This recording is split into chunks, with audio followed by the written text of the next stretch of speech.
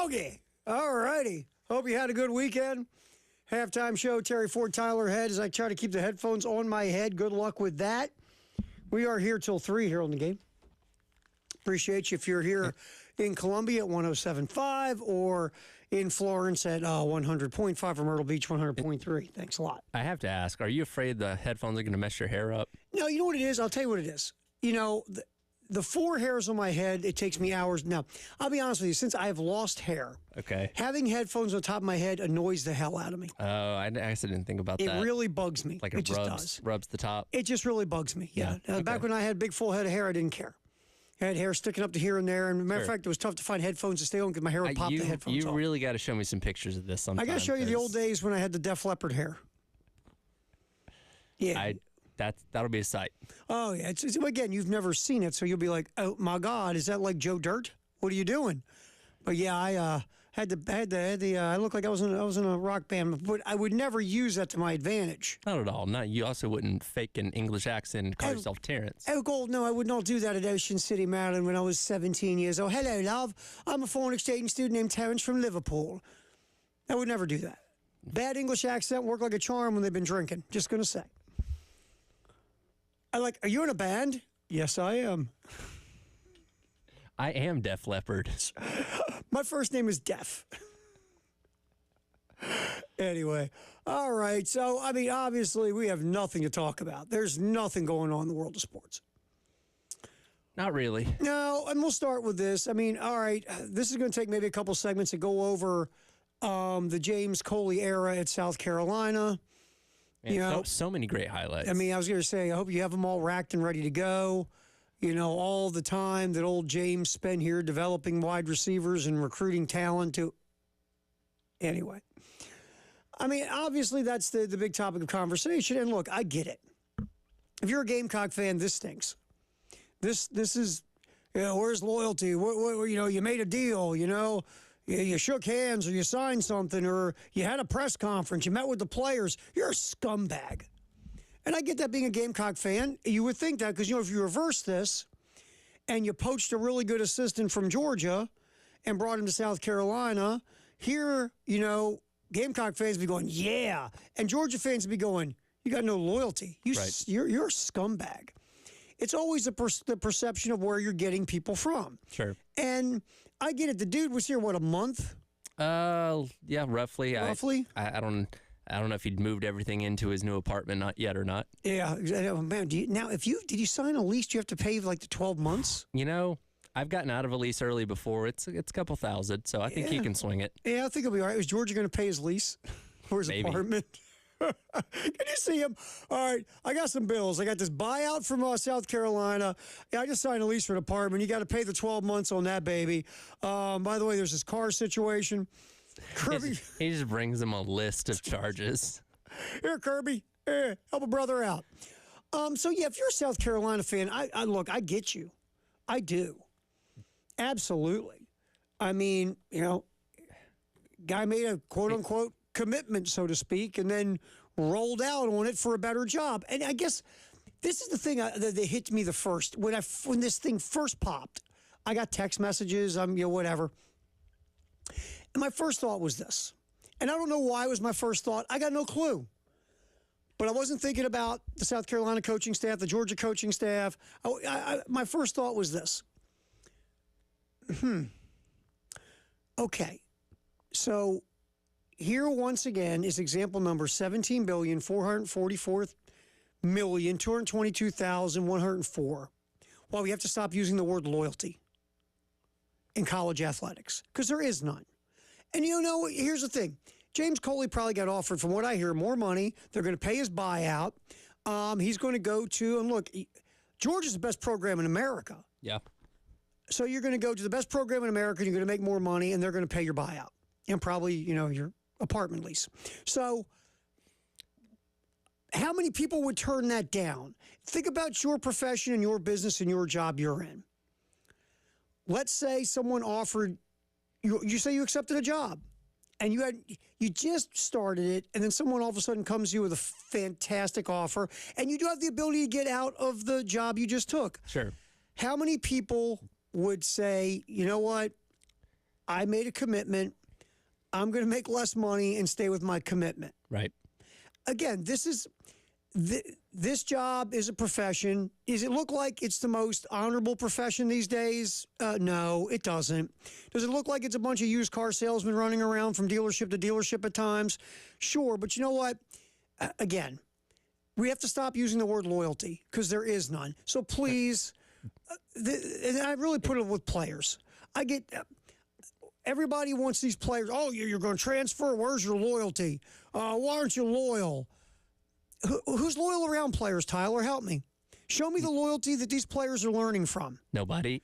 No. And let's think about this from Coley's perspective. The tie that he had to come in to take this job was his prior relationship with Coach Beamer in the 2 years they served as assistants together at Georgia. It doesn't mean that they were best buddies. It doesn't mean they were hanging out and going to dinner together. They were on the same coaching staff, and, you know, Beamer admired what Coley was doing in his role at that point in time and wanted to bring him in. But let's go back to a month and a half ago when he gets brought in as the wide receivers coach here at South Carolina. The job at Georgia was not open yet. Brian McClendon was still Georgia's wide receivers coach. He recently took the same job with Tampa Bay Buccaneers, a job that he thought was a better opportunity for him, so it opened up the door. If we go back to a month and a half ago and the Georgia wide receivers coaching job is open, and technically the South Carolina wide receiver job was not open, it was the tight ends job that shifted to Justin Stepp. But let's just say both those jobs are open. Wide receiver coach at South Carolina, wide receiver coach at Georgia. Coley just takes that at Georgia right from the jump. There's no middle area of going to South Carolina, but he saw that better opportunity where we don't know the details of his new contract, but I imagine it's going to be more money with a coaching coach in Kirby Smart that he served under previously, was there for several years, and again a program that is at the top of college football right now. Look, in the world of business, it's a better company right now than anybody. But I see this loyalty thing is like we have to stop it. Because no one's loyal, and kids learn from the adults. Right. And no one's loyal. Coaches aren't loyal. Programs aren't loyal. Conferences aren't loyal. Again, Southern Cal is going to fly to play at Rutgers. There's no loyalty. Everybody's chasing money. So you can't look at players and go, well, you can't do what's best for you. You got to be loyal. Why? Nobody else is. Exactly. And by the way, never take anything that a coach says at a press conference at face value. Never. Remember when Nick Saban said he wasn't going to be the coach at Alabama? Yes. Yeah, how long did that last? Yeah, I mean, he sat there straight-faced, looked at the camera, and I get why you can't do it. You can't sit there and go, so are you going to be the coach with the Miami Dolphins next year, or are you going to go to Alabama? Well, I'm negotiating with Alabama right now, but if that falls through, I'm going to stay at Miami. Which, to be fair, again, when Coley gets introduced a month ago, and we'll play a clip from his presser here in a few minutes, like, there was no other option on the table. He's, at that point in time, because he had other options, there were other schools in pursuit of him, an ACC school, an SEC school, whoever that may be, and he thought at that point in time, South Carolina was where he wanted to be because he thought it was the best option. Then here comes this other job opening, and he says, well, that looks like a better option to me. They want me to come, so I'm going to go do that. Yeah, and look, I'll say this. Just me. There were a couple times early in this radio adventure that I'd taken a job, and then within a couple of months, someone had come to me about a job. And I said, they offered you $650,000 too, no, right? No, they offered me $9 an hour, and I was making $7. No, that's not bad. I said, no. I said, I've taken a job, and I'm committed to this gig, and I'm going to stay. Now, that was the younger version of me. Sure. Who didn't have, children and bills and tuitions. And now, again, I don't know at this time in my life, I don't know what I would do if those same things happen. Sure. Back then, I said no. I committed to something, and I don't believe in backing out a commitment. I took a job, and I'm going to honor my commitment because that's what I did. Now, maybe looking back, I think about going, man, was I a dope? But that's the way I always felt. Now, again, today I might be a different guy if someone walked up and said, hey, man, you're making $7 an hour. How about 11? Or in this case, X amount more money like Coley will probably get. It's just always case by case, and it's very fluid. And and again, I get South Carolina fans on it because it stinks. And the guy comes off as a scumbag and not very loyal and a used car salesman. And, I get it. And we're going to play the presser. How about you? He's so excited to be here until the better job came. So I would say this. Here's the thing. Shane did a great job hiring Coley. Sure. He did. I mean, that was a really good get.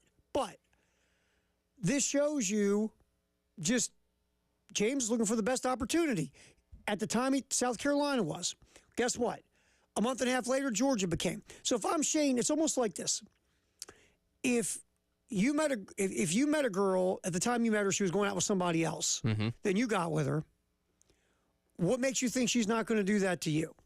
And so Coley, let's say he doesn't go to Georgia this time, but he's got the door open. He's listening. Sure. There's offers. Who says he's going to be faithful to you? There's no guarantee. Really, Coley did Shane a favor because, again, this is not a criticism. He's a mercenary looking for the best opportunity. Of course. And he always would have been a mercenary looking for the best opportunity.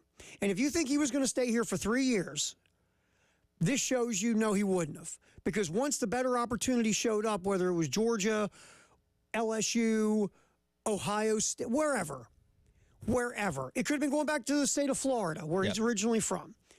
This guy was always going to have one eye out the door all the time looking for the better opportunity. At the point he took the South Carolina gig, in his mind, that was the best opportunity. Yeah. But if a better one came along, my man was going to bolt.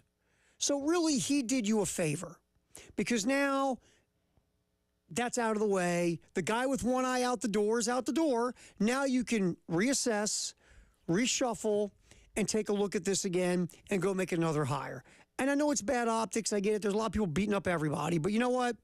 This is a guy that shows you he had one eye out the door the whole time. So again, he did you a favor. I know it doesn't feel like a favor, but he really did you a favor. Because, when someone leaves this quick, they probably weren't going to get through the whole 3 years of the deal anyway. Because, hey, there's always somebody better coming along at some point. Just saying. Yeah, not a criticism. Guy did what a lot of people would do. Go for the better job. But again, when you're on the other end of that, it stinks. And I get it. All right, 803-404-6100. You want to give us your thoughts on the Firehouse Sub text line, Love Chevy phone line. Feel free to jump in with us. As James Coley, we've been talking about it all day here on the game. We'll continue to talk about it as it moves forward. We'll see what Shane does when it comes to filling that spot in the staff, and then everything will move forward. Because again, it's been an off season for Shane regarding the coaching staff. All right, we'll come back in here. Weekend. You win 2 out of 3. You forgot your first loss of the year, but you won 2 out of 3 on the diamond. We'll talk about South Carolina baseball and what happened against Belmont, and looking forward to the midweek and then big rivalry weekend coming up. All that halftime show. Terry Ford, Tyler Head. We're hanging here on the game.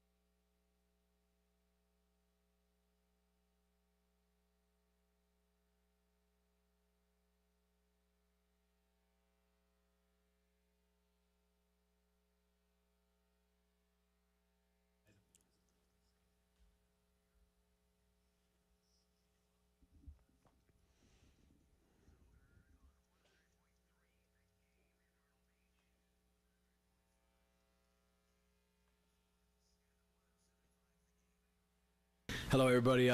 First of all, I just want to give my gratitude to Coach Beamer, Coach Tanner, and Chance Miller for giving me this opportunity to coach at this great university. You know, I've been on the sideline and been on the other end of a great atmosphere and electric fan base that's passionate about what they do. And it's you sit there and you say, wow, this is a great place. And for me, it's an honor to be a part of Coach Beamer's staff, because of the man he is, because of the type of coach he is. For me, it's awesome. And for my family, it's an honor just to be a part of this great university. So it's an honor till I can find a better opportunity. And there'll be an honor to go to the next place where I get a better opportunity. There's James Coley. Moving on, after a month and a half here at South Carolina, going to Georgia. Look, we get it. Better gig. Georgia's the best program in America. He's going to get a raise. Georgia will pay the buyout. Yada, yada, yada. You get it. But again, like we said. It is funny to hear those things in hindsight now. It is. You sit back and you just go, okay, all right. Yeah, kind of funny now. Kind of interesting. You know what you sound like? You sound like a fertilizer salesman is what you sound like now. Yeah. As you hear it. Now, at the time, was he being sincere? Sure, because in his mind, this was the best possible gig out there, and he got it. But now when you, after 6 weeks, go, well, hey, Sean, hey, guys, can we all talk? Shane, Sean, everybody get together with me. I love it here. It's an honor, but... You have to start off the conversation, guys. South Carolina's great. I love it because you gotta. It's the compliment sandwich, right? Oh, sure. It's like it's great here. Love what you guys are doing, but I'm gonna go to Georgia. But hey, I think I love what you're doing. Things are gonna be all this kind of stuff. You just got to kind of slide in the bad news. The end middle. of it is, if it wasn't Georgia, it's just Georgia, guys. Yeah, I would stay. Guys, you understand? It's Georgia. It's like. Terry, yeah, I'm leaving you, but you got to understand, he's rich, and he's younger, and he's better looking. But I've had a great time with you. But you got to understand, it's been an honor to spend this time with you. Do you think coaches get the same panic when they get the hey, we need to talk text as when you're in a relationship and you get the same thing? You're like, oh boy. Oh God, this is not good. What did I do wrong? Hey guys, South Carolina, it's not you. It's me. It's me. It's not you. It's actually about 100,000 more at Georgia or something in that neighborhood. But exactly. All right, let's grab a call real quick. Love Chevy phone line 803-446-100. Our buddy Ray has been holding on. Ray, we appreciate you like always, man. You're on the halftime show in the game. What's up, pal? Ray? Hey, Ray. Hey, Ray. Ray. Ray. Oh, I must have lost Ray. Bring us back, Ray. Sorry, Bob. We lost you. Or maybe try it again, Tyler. Put him on hold and see if it's us and not Ray. And while we're talking about that, while we're getting that taken care of, baseball over the weekend, 2 out of 3, taking out Belmont. First loss of the year, obviously, on Saturday. 11-2, Dylan Eskew struggled, but the defense behind Eskew struggled. Offense struggled. There's a lot of struggling going on Saturday, but it's a long season. You're going to have those days. I mean, we talk about basketball being a long season. Baseball is a massive grind. And you're going to have days like Saturday, but then you win 2 out of 3. I mean, Clemson got whooped, I do believe, over the weekend. Kennesaw State blanked them 18-1 in their Friday contest. And who won the next 2? That'd be Clemson. Yeah. As long as you're winning series, that's all that matters. Just you're going to have days, and that was a day. There's only 300 feet of teams left in the SEC. Georgia needed 2 walk-offs in the bottom of the ninth, Saturday and Sunday, to beat Northern Kentucky. So it's the way it goes. No one's going to be undefeated. You're going to lose games, and we just win series. Just keep winning series. You get 2 out of 3. Cole Messina with a couple homers.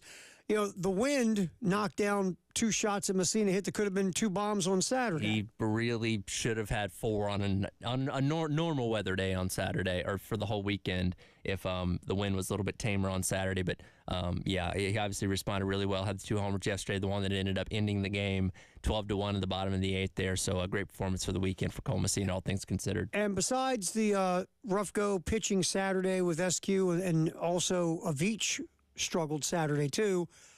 I mean even Williamson, it was just not a good pitching. It was not a good day. It was not all around. It was a stink bomb. on Saturday. It just was. You have a bad day, but you win 2 out of 3. And the other 2 games you dominate, by the way. Yeah. Eli Jones was really good on Friday in 3 innings. You got Roman Kimball and Matthew Becker back-to-back on Sunday, threw really well. So there's a lot of positives that come out of the weekend, taking 2 out of 3 from Belmont. Moving forward, tomorrow, 3:45 pregame, 4 o'clock first pitch. Gardner Webb comes in, taking on the Gamecocks, and then Friday, Saturday, Sunday. It's on. Rivalry weekend. We will, again, go to first of all, go to our YouTube channel and subscribe at The Game TV. It's easy. Go to YouTube. Just pop in Game TV. The show that's streaming then will be right there in the little search. You click it. You go to YouTube, The Game TV, and you subscribe. That's number 1. Then you go to 1075thegame.com and fill out the entry blank. It'll be on that little media promo reel flippy thingy. When you see, Friday rivalry giveaway, you click there, you fill out that form, and you can get 2 tickets to go to Clemson, South Carolina at Founders on Friday. Segra Saturday, by the way. And then the Sunday game will be upstate. So your chance to win tickets, just go to our YouTube channel, The Game TV, and then 1075thegame.com. All right, quick story for you.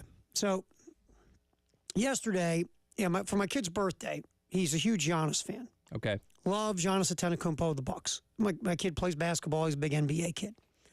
Loves the Bucks, loves Giannis. So for his birthday, we get him tickets to go see the Sixers and the Bucks in Philly at the Wells Fargo Center. Nice. So we go, and my girlfriend is a search freak, and she found tickets on her 50th go around. We fell into tickets that we had no reason buying because we could never afford them, but somebody was just selling them to get rid of them at the last minute. Right. So we lucked into these great seats. You had like service. Oh, it was crazy. They have this restaurant called Adrian's. Okay. It's named after Adrian from Rocky. It's Philly. Because everything in Philly is a reference to Rocky. In some way, shape, or form. So they had the restaurant there, had one of the best smash burgers in my life. And he got this big macaroni and cheese thing or something. And we're usually, you get the service. You have the server service, which is cool. And the tickets are phenomenal. Right. And again, we lucked into it. We could never, ever afford these tickets typically. They're just stupid expensive. So he goes, we have fun, go to the game. Bucks crush the Sixers. Sixers don't have Joel Embiid. Mm-hmm. Giannis is an assist away from a triple-double. So, and you never realize just how big and large and athletic of a human being Giannis Antetokounmpo is till you see him in person, that close up. It's like, oh, mother of God. Right. So the only thing that stops him is the rim when he hits his head on it. I mean, he's a freak.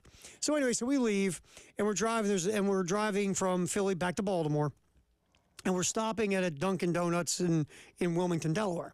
So we go in. Long story short, we come out.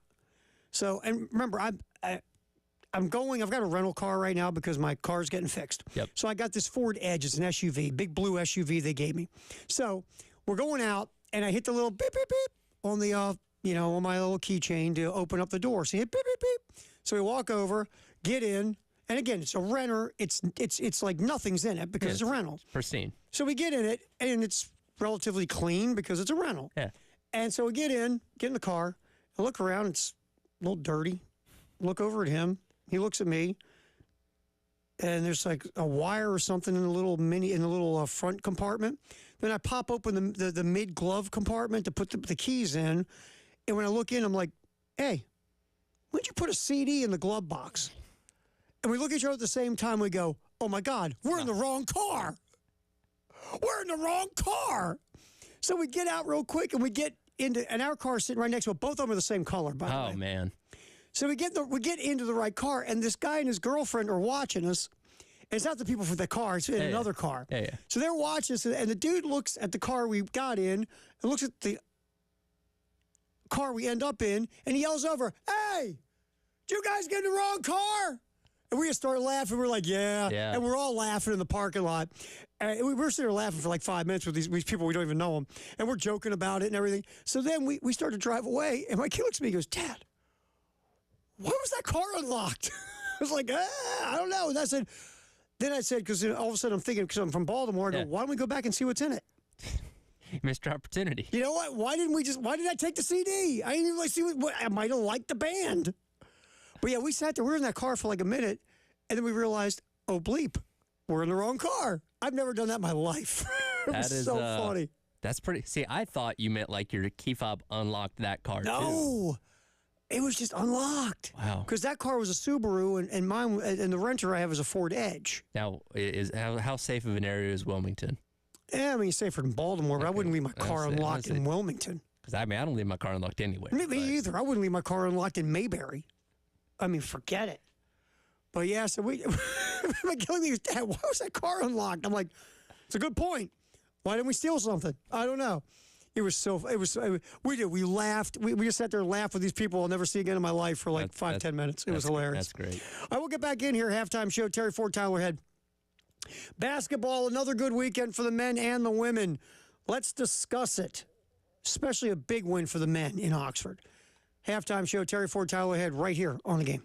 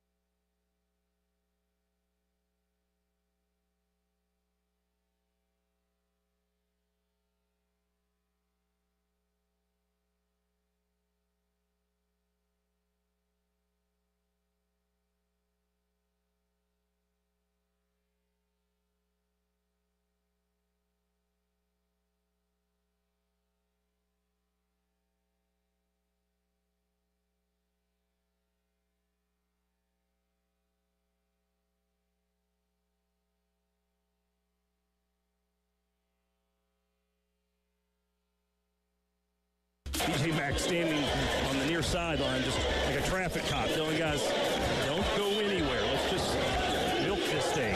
Old guys, you know what this is about. Zach Davis in the corner, feeds the low post for Murray Woods, kicks it out to Mack. 3 left side, good. Oh, there we go. A little B.J. Mack 3-point action in the South Carolina victory on Saturday in Oxford. Look, make no mistake, that was a huge win. That one is probably, all right, I'm going to do this off the top of my head. Obviously, beating Tennessee in Knoxville is the biggest win of the year. Sure. Beating Kentucky here is the second biggest win of the year. Yeah. I think the win in Oxford was the third biggest win of the year because of you lost 2 in a row. You've got a really rugged 5-game stretch coming up where all these are quad 1 games against teams that are either in the tournament trying to improve their seeding, looking for revenge because you beat them, or are on the bubble trying to get in the tournament. You had no Vandy's, no Missouris, no,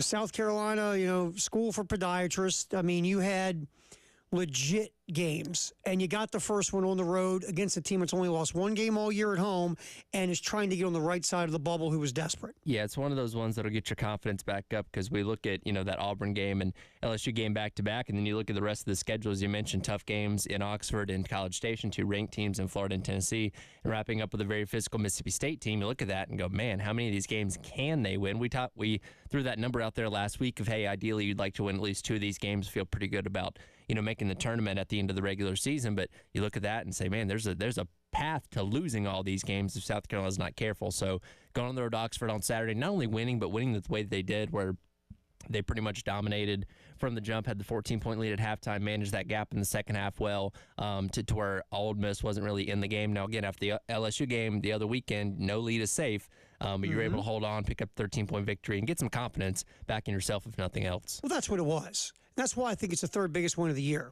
You lost 2 in a row. You blew a 16-point lead at home to a team you had no business losing to.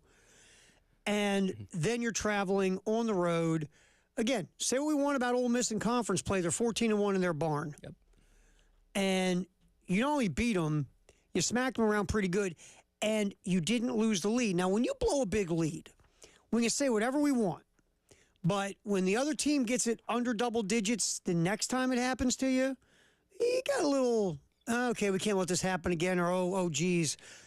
And South Carolina, Ole Miss had a couple of opportunities to dig that lead into single digits in the second half, and either they didn't take advantage of the opportunity or South Carolina, made a play and stood up and matched the Ole Miss opportunity. So just a really good win at this point in the year. And now you got 4 left. If you go 2-2 in them, you end up this stretch 3-2. If you win 1, you still get those 2 wins we talked about, sure, and you're dancing. And right now, again, when you get that win too, it's human nature. You start going, well, on that game, man, you can win. You can win like 3 of these, and could South Carolina? Sure, but this win, everybody's okay now. The players feel good. The confidence is back. Coach is feeling good. Fan base is okay.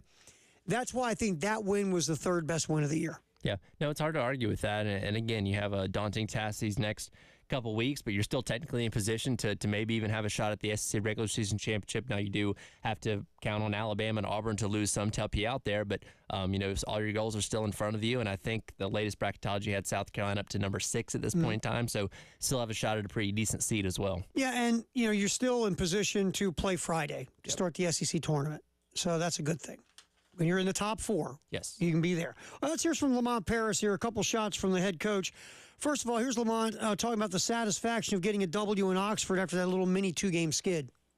A lot. I think this is confidence has always been very important in the minds of anyone in general, but certainly of any college-aged person that's competing in a sport of any kind. You get the yips, and you're not going to make 4-foot putts all of a sudden, even though you've made 4-foot putts since you've been 9 years old.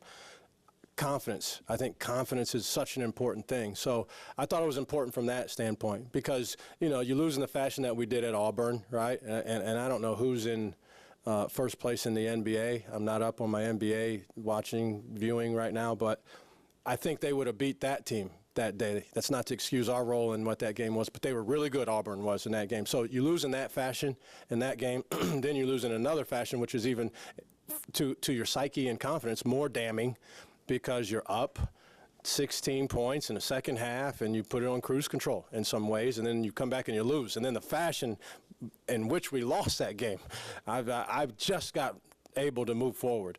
And so your confidence, you can say it all you want and pretend that there's no shaking your confidence. There's a crack in your confidence if you're a 19, 20, 21-year-old college athlete. And so I thought it was really important to be able to come in here against a good team, okay?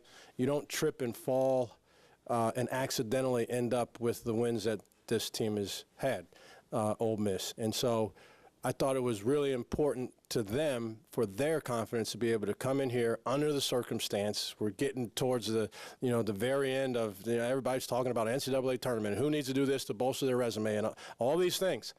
To come in here and play well and win like that, I thought it was tremendously important for the confidence of these guys. Yeah, confidence is huge. And that's the point of the game I was referring to. It was 50-39. I just went and double-checked. It was 50-39. Ole Miss had multiple chances to make it a single-digit game. Mm-hmm. And Ole Miss couldn't take advantage of it. South Carolina then finally got Jacoby Wright. And I'm trying to think. B.J. Mack went up. I think this was the sequence where he didn't complete a play in the paint. Jacoby Wright got the loose ball and scored.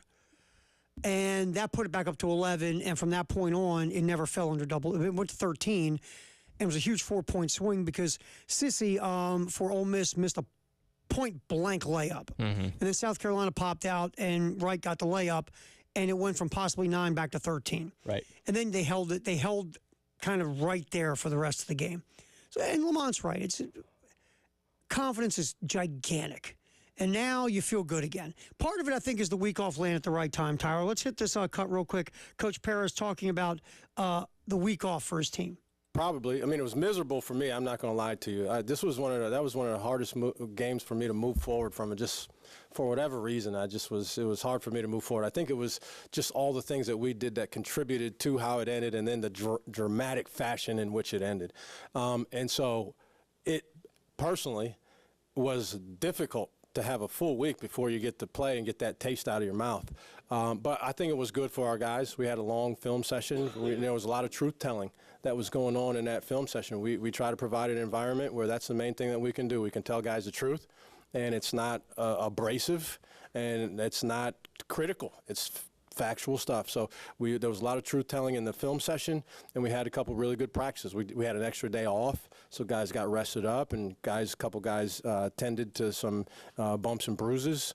And we had a couple really good, spirited, high-energy practices, again, that we went back to some real basics. I mean, this was probably one of our practices was probably more like a practice that we would have in August or September, than it was then in February. And I think the week off helps. And you're right. I mean, you want to play a game because you got that taste. But I also think it was good to be able to refocus. You get yourself back to the fundamentals that got you where you were. And then you get that week to get the head clear. Like Lamont said, you go through a big film session. Everybody has a big old come to Jesus. And then you get ready for a game in Oxford. So I think the week off did help them. All right, we'll get back into it. We got our Firehouse Subtext the hour. We got you on the Love Chevy phone line as well as 803-404-6100. And we'll talk about the women who only won by what? 48. He didn't win by 50. Because 55 and 50 is 105. So by 48. Yeah. That was it. Only. Disgrace. That's a nail biter. All right, we'll get back in here. Halftime show, Terry Ford, Tyler Head. We are hanging here up until 3. Then it's a post-game show here on the game.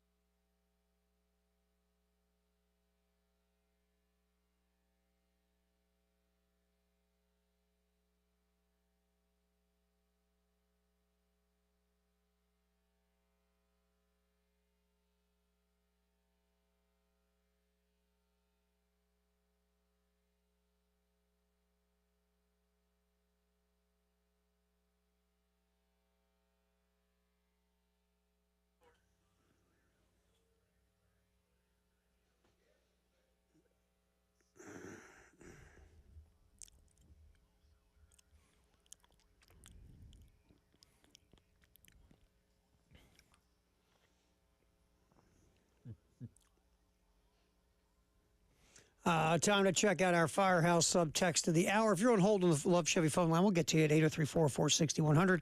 What do you got there on the Love? Listen to me. What do you got there on the old Firehouse subtext line, bub? Yeah, so Shane weighs in and says, the best program in the country or South Carolina, easy choice if you look at it.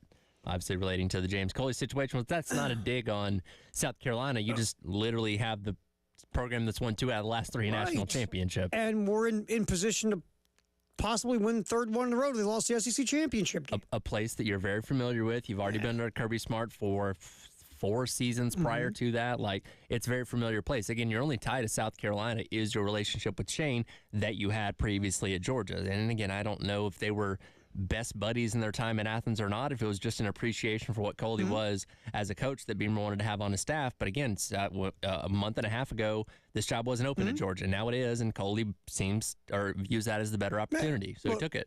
Look, Coley was a good get. Let's not, that's another part of this. Let's not act like Coley wasn't a good, or I'm not going to sit here and act like Coley wasn't a good get. You can think whatever you want. I'll tell people how to think. To me, Coley was still a good get. He was a guy who had a nice rep as a recruiter, as a position coach, offensive brain power, not the greatest OC in the world, but it was, as a position coach, he did a nice job. And as an OC, let's be fair, it was a different Georgia a bit. That's when Kirby wasn't quite well, where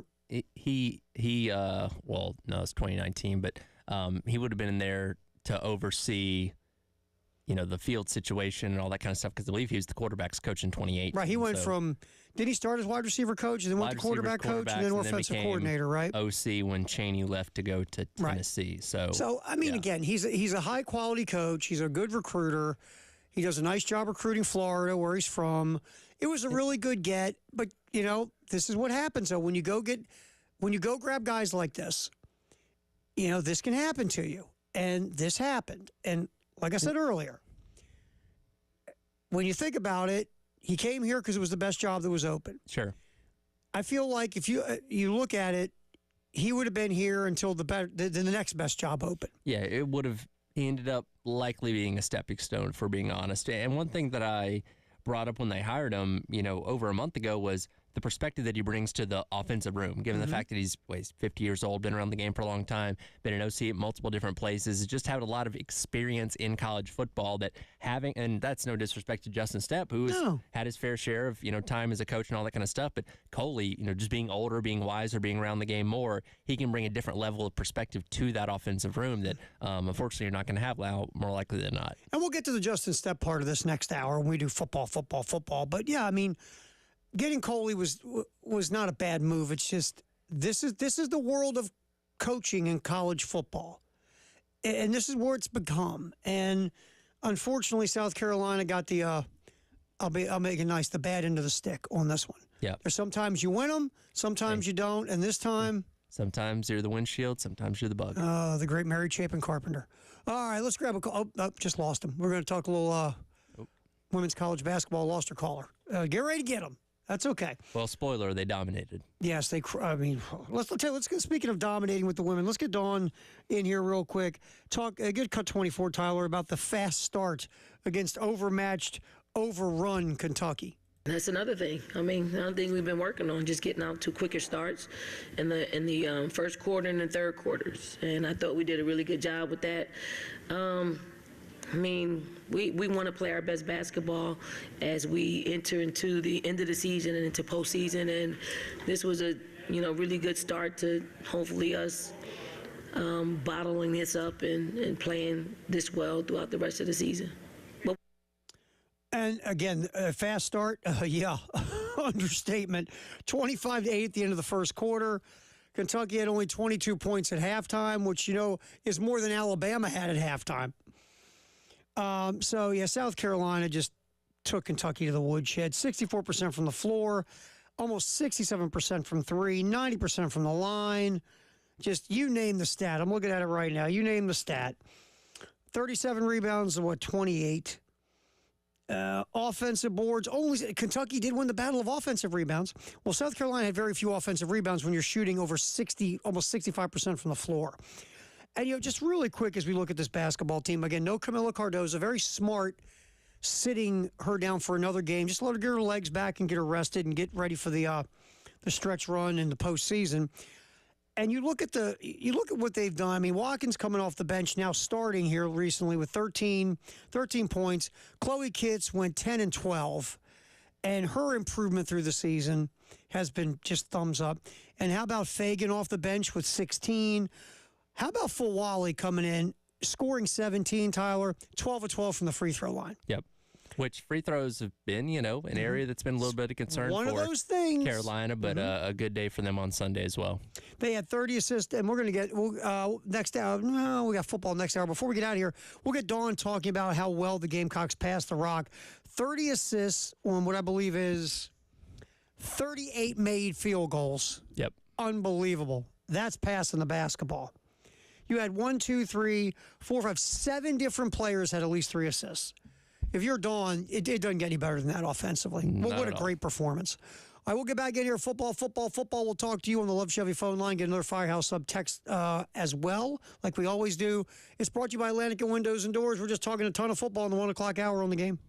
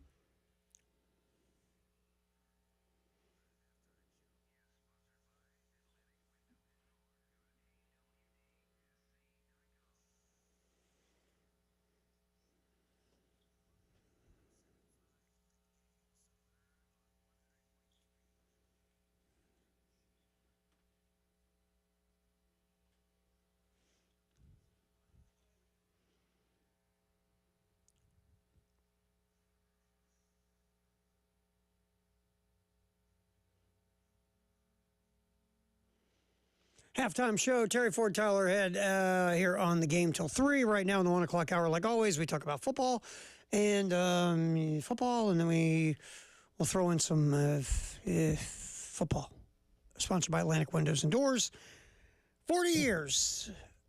Tops in the Midlands in a variety and quality of windows and doors. AWDSC.com. Hey, only a month away from the UFL starting. Can't wait. Get ready. Yoo-hoo, buddy. Yeah. Obviously, we've been talking about our top football story here in our little burg. Is about James Coley. Been around a month and a half. Got offered a gig at Georgia to be the wide receiver coach. So old James gone and taken off to Athens. We've kind of looked at a bunch of different directions. One direction we didn't look at was the domino effect. Remember, you bring in Coley, and then Shane moved Justin Stepp to tight ends coach. Justin didn't want to be the tight ends coach, whether he thought it was demotion, whatever Justin Stepp thought. Or he just said, you know what, I really want to be a wide receivers coach. So he latched on with Brett Bielema at Illinois because they like to throw the ball at least 5 or 6 times a game. And so Justin Stepp continues to be a wide receiver coach. He'll just do it in Champaign. Think that ink is dry on the contract yet? It's like, he says, ready? I wonder if his presser was like old James and old Stepp leaves. It's just an honor to be here in, where am I at again? Champaign. It's an honor. Might need some of that for hanging around here long enough. So the effect of then Justin Stepp leaving because you brought in James Coley and now Coley is gone and you also don't have Stepp. I get fans will go, see, should have never done that to Stepp in the first place. But obviously, you know, Shane looked at it. It strengthened the staff by moving Stepp to being the tight ends coach where he can teach the wide receiver principles to the tight ends and he can bring in a guy in Coley who, because of his experience and his resume and his chops, is an improvement in the wide receiver room in the eyes of the football coach. So, yeah, I mean, you made a move to improve yourself. You just, look, if you would have said to Shane, hey, Shane, you hire this guy, there's a good chance a month and a half he's going to bolt to Georgia, Shane might not have hired James Coley. Sure. You know, nobody saw it coming, at least here at South Carolina. Again, he had offers from other places. Mm-hmm. I think Miami was on the table, another SEC school that I don't think we know the name of at this point in time, but he viewed South Carolina as the best opportunity until that other best opportunity came along, which, and here's the thing, like you said, it's almost like not delaying the inevitable because at the end of this year, that Georgia job could have come open or Texas or something like that where he very likely would have gone on and taken that job. And, you know, it's either, okay, leave before you do anything or leave after a year, whatever it may be. You know, when you skate after a month and a half, that tells me you were going to skate at some point anyway. Sure. You are here because this is the best job right now until the next best job right now. I mean, here's a guy that, I mean, he stayed 4 years at A&M. I mean, he was getting paid a ton of money. Obviously, A&M prints their own money. And so you're hanging in College Station. But he's bounced around. He's been at, you know, Miami. He's been at Georgia. He's had multiple stops, you know, through his football coaching career. So, again, this guy job hopping, it should not be a surprise. This is kind of what he does. And he did it to you now. It just told you it was going to happen sooner or later. Right. There was always going to be a better gig and a better job.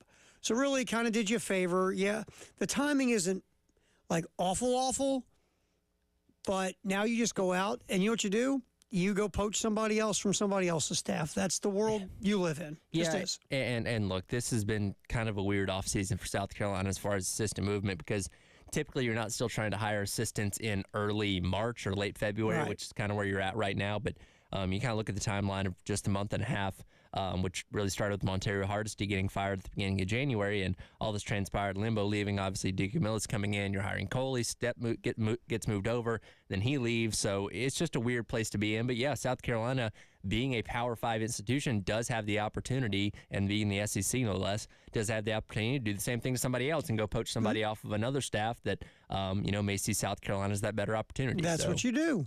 I mean, that's just the reality of this.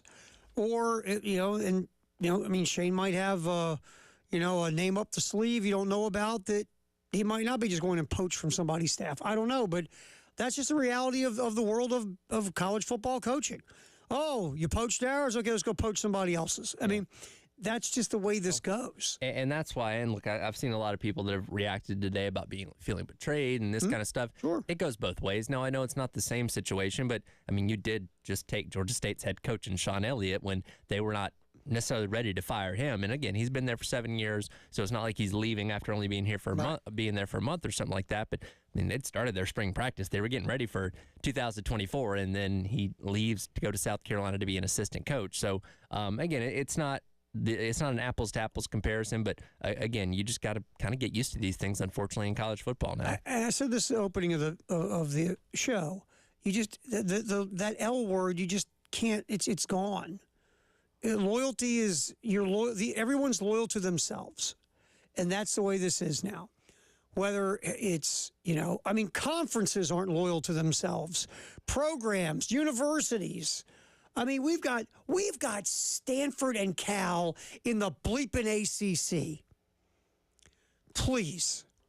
The Pac-12 schools weren't waiting around for the better TV deal. Once they saw their TV deal was going to be, they ran off of that sinking ship like nobody's business. There was no loyalty to the 100 years of the Pac-12 when it was the Pac-8 or the Pac-6 or whatever in God's name it was years and years and years ago. Schools aren't loyal to leagues. Leagues aren't loyal to anybody. Coaches aren't loyal.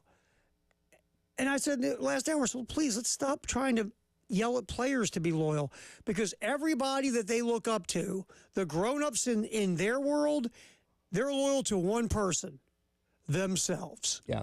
So just and look, I don't know it's not easy because, here's the other thing that makes this, and again, it's always specific to you. Loyalty is specific to you. Like if you get a great coach from someone else, you're not going, I don't want that guy, he wasn't loyal. Right. Well, you love getting that guy.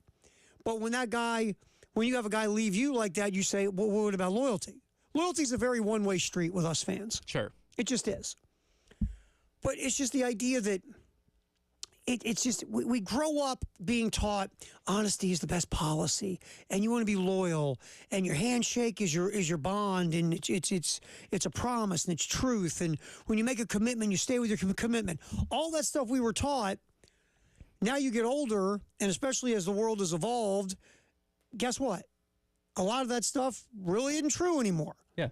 And so you kind of, it was beaten kind of into you, subliminally, as you were growing up, all these wonderful moral values, and now you realize, in the real world, those are kind of fluid. Because your moral value is to you now, right? Well, and look, college sports is a business at the end of the day. And again, you got to be individually selfish to look out for the best interest of yourself. So again, if you have the opportunity to go make more money at what is deemed a better program, you're going to do that. If you're an athlete who has the opportunity to make more money at what is deemed a better program or a place that's going to give you a better option to play, you're going to go do that. You're going to do whatever's in the best interest of you and yourself. Because guess what Texas and Oklahoma did? What was in the best interest of themselves? They went to a league that was going to pay them more money. Yes, they did what was best for them. They didn't care about the Big 12. They didn't care about the league. I mean, everybody starts, when Southern Cal and UCLA rolled out of the Pac-12, they weren't, gosh darn it, our TV deal is really terrible. Let's hunker down with the rest of these fellows in the Pac-12 and let's see if we can do something to make it work. Because you know what? We got loyalty to each other. No, they bolted for the dough because the Pac-12 was crumbling. There are very few athletes that take the hometown discount anymore.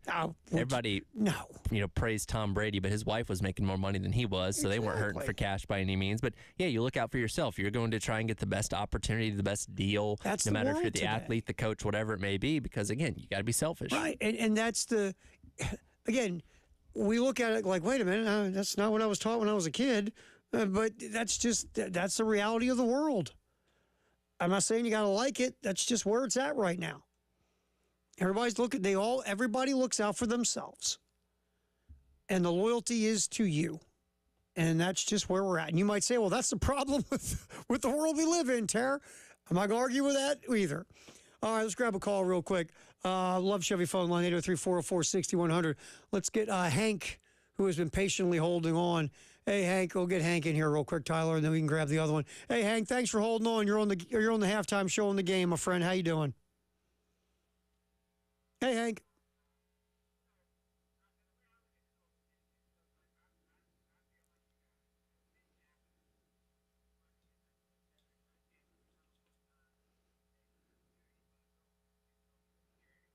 Mm-hmm.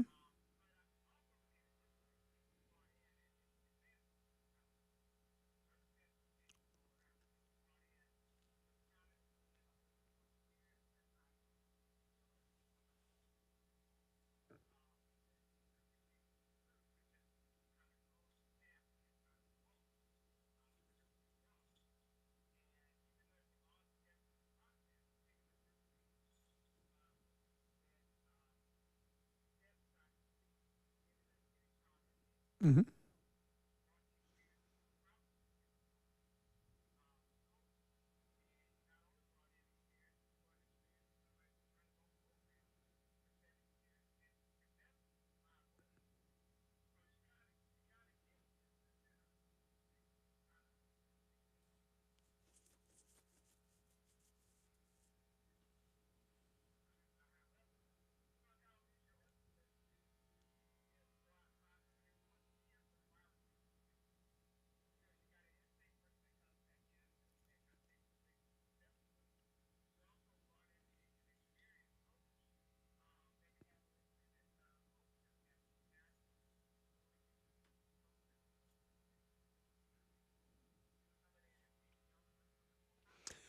Yeah, and Hank, that's not a bad way to look at it. And I appreciate the call. Yeah, I mean, you can go now, maybe find a young up and comer from the group of five, or maybe somebody that's knows the lay of the land here in state. I heard a couple of names that have been thrown out already of guys.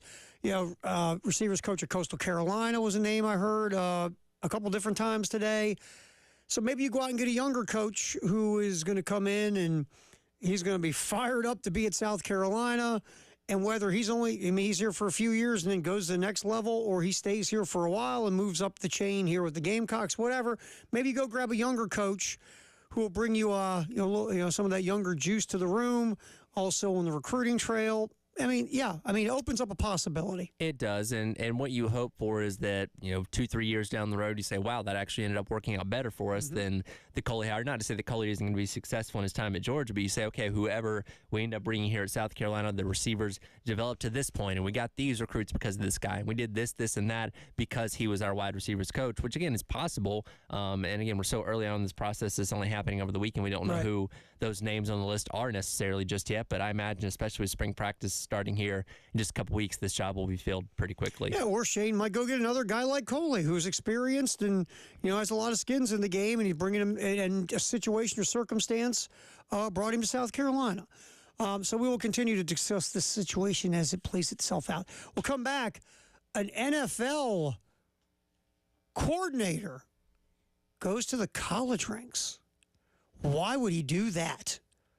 We'll get into that next. Also talk with you on the Love Chevy phone line, the Firehouse subtext line, 803-404-6100.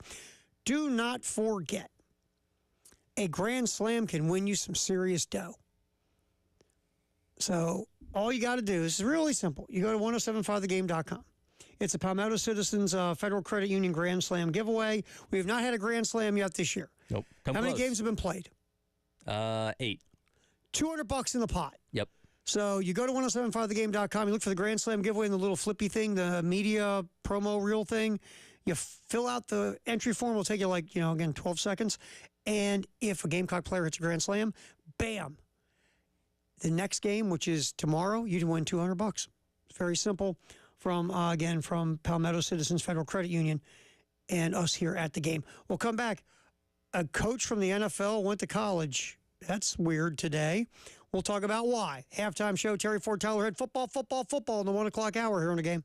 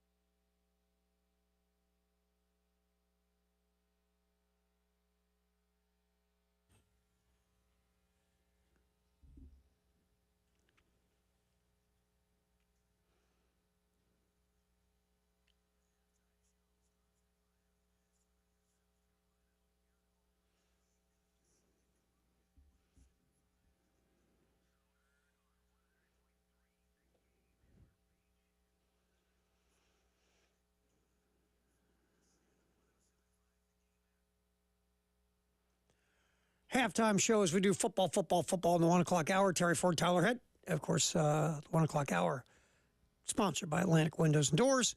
All right, so Eric Bieniemy has left the NFL and will roll back into college as the offensive coordinator at UCLA. And I was listening to a national show talking about this, and they were like, yeah, all this talk about college coaches running off pretty premature. Look at this guy. Look at this guy's resume. He's going to college. Look at this. Like, yeah, because he couldn't get anything better. I was going to say, I know the two national pundits you're talking about. I don't know if they watch the NFL. Probably not. And they were puffing chest up like nobody's business over this. And I was just like, you realize he's not coming back to college if he has an NFL offer that's decent. Right. He's not going to stay. Like, he might have got an offer in the NFL. Hey, would like to be our running backs coach? He probably didn't get any kind of sniffs from the league. And his agent probably went, hey, you worked at UCLA, 2003, 2004, blah, blah, blah, blah, blah, blah. Offensive coordinator gig. If things go well at UCLA, hey, Coach Prime might peace out at Colorado, your alma mater, at any point. Maybe you can go be a head coach in college. Because remember, they wanted him to take that job a couple years ago, and he was almost like, sure.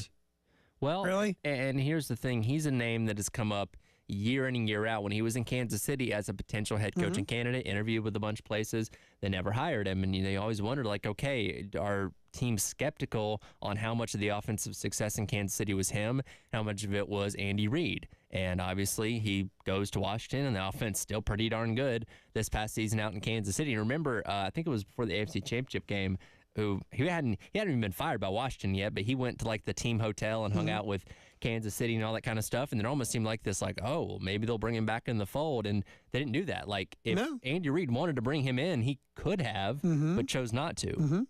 And the interesting thing about Bieniemy, because I was always thinking, why is he not getting a gig? Because look, a lot of Andy Reid's former offensive coordinators went out and got head coaching jobs. Well, Matt Nagy had one, got fired, and came back. He came back. I mean, Doug Peterson was the offensive coordinator before he went to Philly. I mean, Andy's pushed dudes out into the world in his coaching tree. Right. So it was really weird that Bieniemy wasn't getting a job, and some people pointed to, that Bieniemy's a minority. And trust me, I get that. The NFL is embarrassing. Sure. With their track record of hiring minorities. But others were getting hired. Just not Bieniemy. And, of course, there should be more hired because, again, it's a joke. And all the reasons for it are so lame and silly. It's just, come on, seriously. You people are embarrassing. But I'm wondering, why isn't Bieniemy getting a job? And all I can think of is he doesn't interview well. Right. Or there's something when you interview him that makes you hire someone else. Because, again, you're taking from Andy Reid's coaching tree. And some of those guys have been successful in different varying degrees. So I just wondered. Then he went to D.C., and that didn't go well as the offensive coordinator. To be fair, Sam Howell was a disaster. How much of that is the offense Eric Bieniemy built? How much of that is just Sam Howell's a disaster?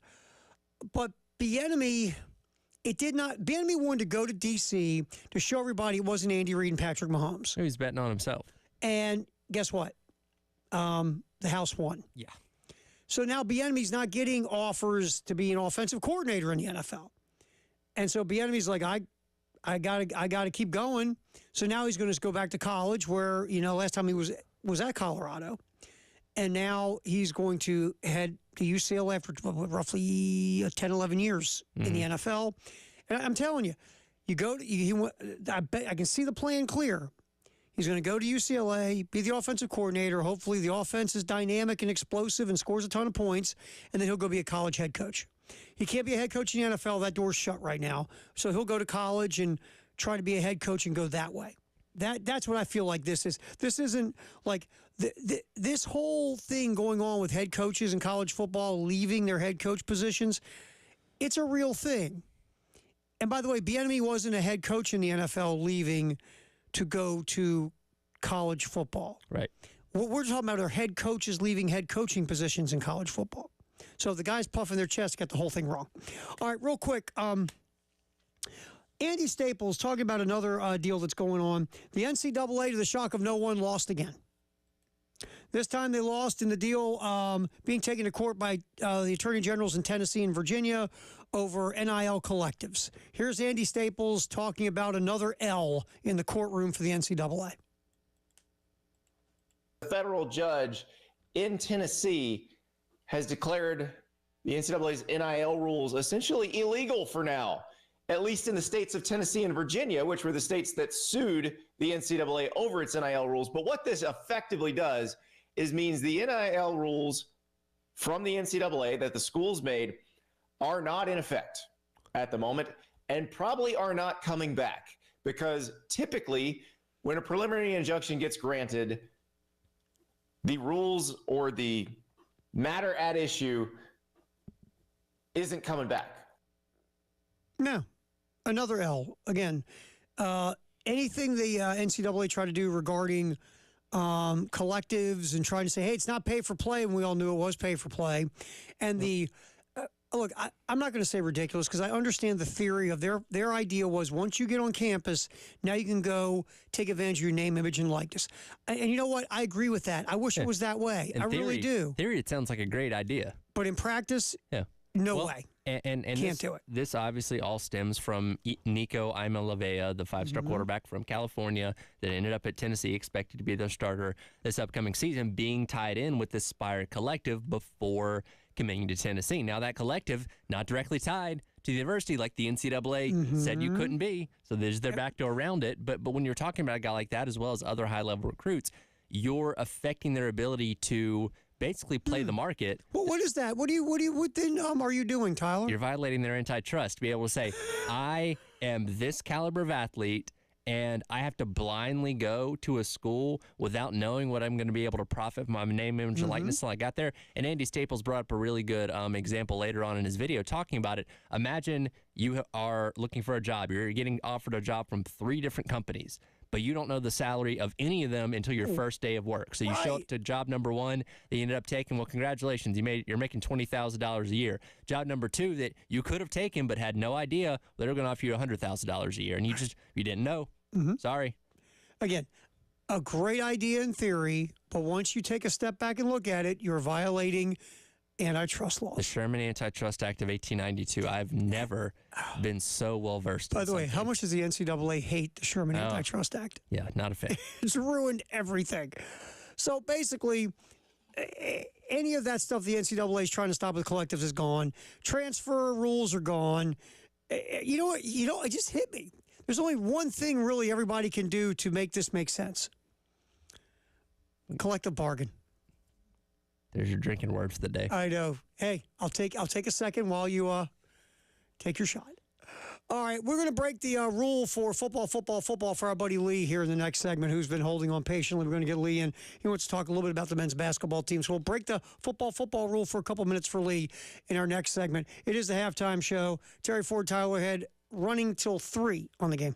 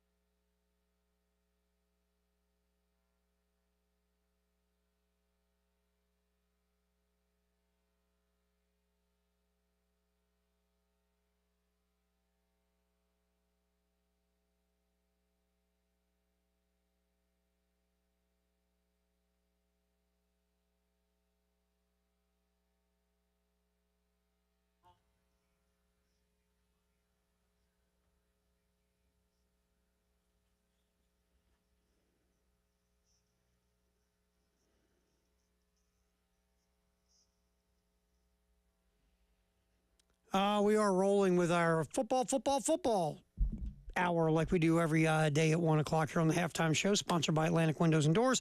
We're going to break it for a second, though, because our buddy Lee's been on hold patiently want to talk some men's hoops real quick. So, hey, Lee, thanks for holding on. You're on the Halftime Show in the game. How you doing, my friend? We're doing well, man. Doing well. What's on your mind?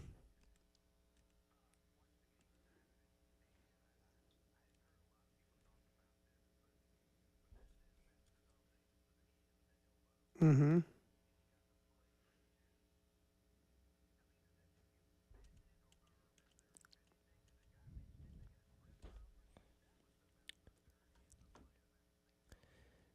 Yeah, so both Coach Paris and Coach Beard touched on it in their press conference, didn't really go into too many details. Coach Beard said he didn't even see it when it happened, and Paris said, saw the replay, they ejected the guy from the game. That was pretty much it. But I imagine the league may do something within the next day or so as I far haven't as heard anything extra yet. suspensions, but we don't know anything as of yet. You know what's interesting, Lee? When it's your player, you never see it.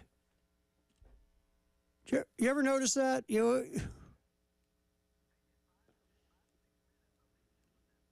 Mm-hmm.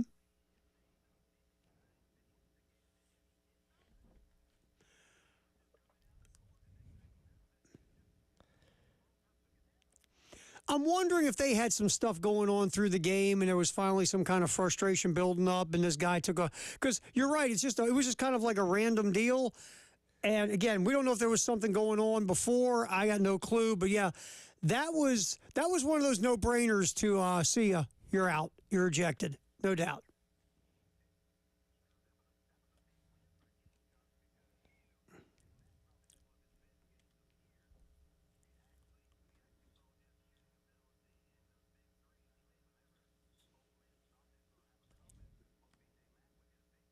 Mm-hmm.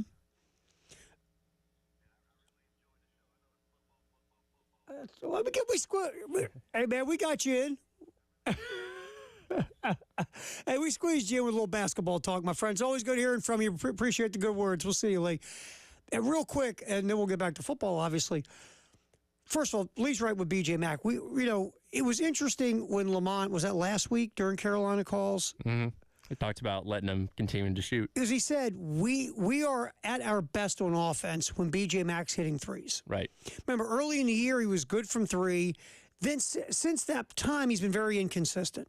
He's had some good days, some bad days, some good days, some bad days.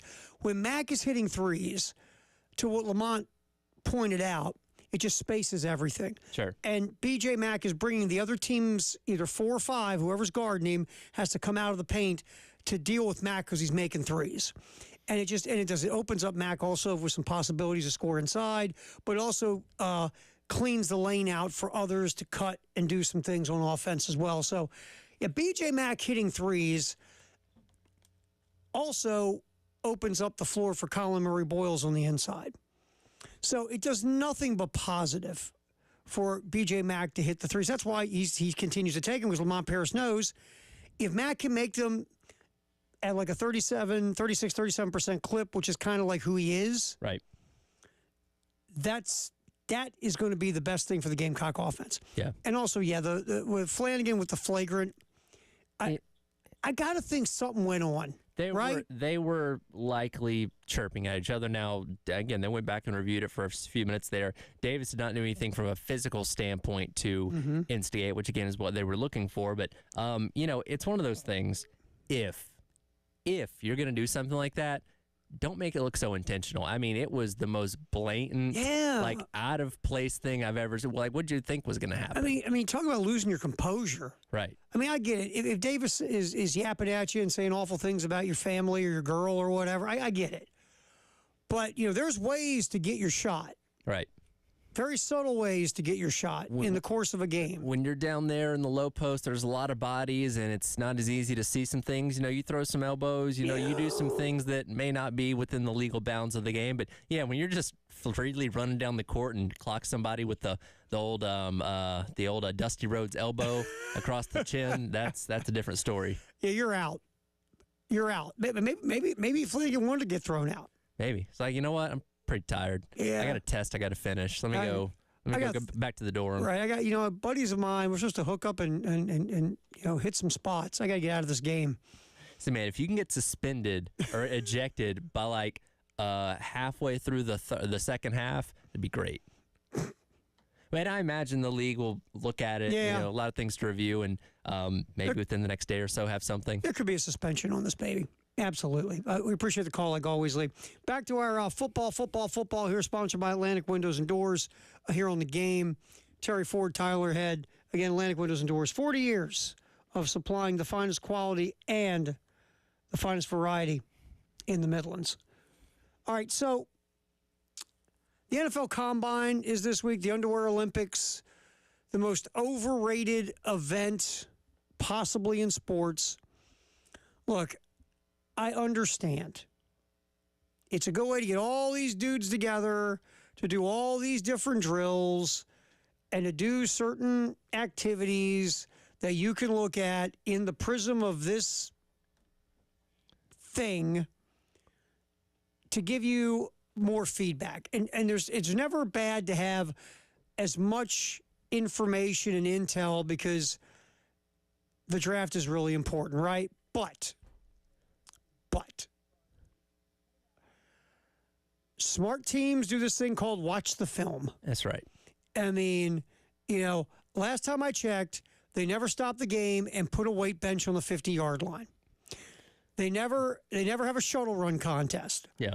And throwing the football in your man capris and flip-flops with no pass rush and no coverage and nothing to stop you from completing the pass really doesn't translate to the NFL.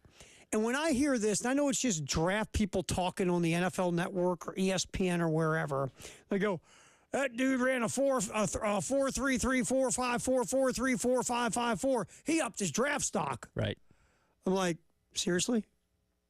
So running on the track is going to up your, because how many guys have track speed that doesn't translate to football speed? A lot. It happens. Like there are guys who have great football speed, but you put them on the track, they're not as fast. Well, I'm not saying that the Underwear Olympics don't matter.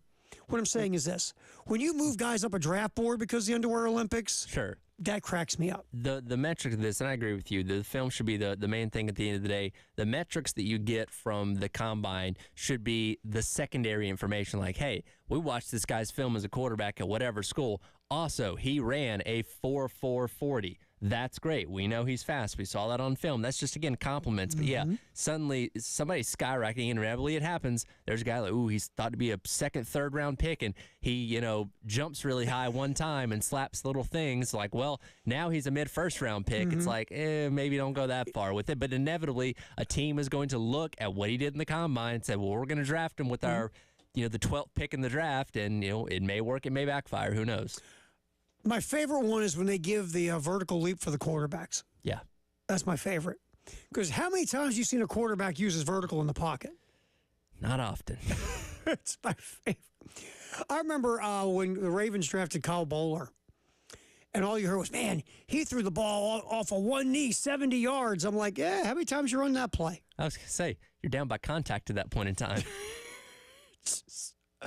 Well, to be fair, Bill Polian, who, you know, built championship-level teams in Carolina, Buffalo, and in Indy, he did use the combine, and he had certain metrics, whether it was hand size, whether it was how you know, the 40 time, the shuttle, and he went through and looked at all the past combines. Sure.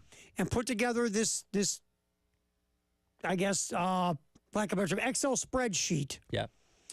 Of where, like, all pros, where they run within the 40 times, or linebackers, you know, what they do in certain drills, or offensive linemen, and it's the physical traits that some high-level, all-pro level guys have. And look, I get it to a point. But when you make that your Bible, now you're asking to miss. Yeah. And now you're asking to take guys because of metrics you see at the combine. And again, you're starting to go away from the number one thing. Yeah. What's that old saying? Film don't lie. Well, that's the thing. I know people have talked about Xavier Legette and his hand size. It's like, okay, well, his hands might be a little bit smaller than some of the other wide receivers in a very wide receiver heavy draft class. But, you know, and what is that? Like, oh, he has like a 3% less catch probability on these certain plays or whatever because of hand size. Like, okay, but does that mean that he's suddenly going to tumble down to the 4th round? It shouldn't. You should, if you have the opportunity to take him late 1st round, early 2nd round, you probably should do that. Yeah, and absolutely. ignore the hand size. It's just the combine, the underwear Olympics entertain me. All right, don't forget, get the 107.5 The Game app. Just go to your iTunes or Google Play and just download the app. You can listen to 107.5 The Game anywhere you go, anywhere in the world. We'll come back here at Firehouse Sub Text of the Hour. Football in the 1 o'clock hour, sponsored by Atlantic Windows and Doors here on The Game.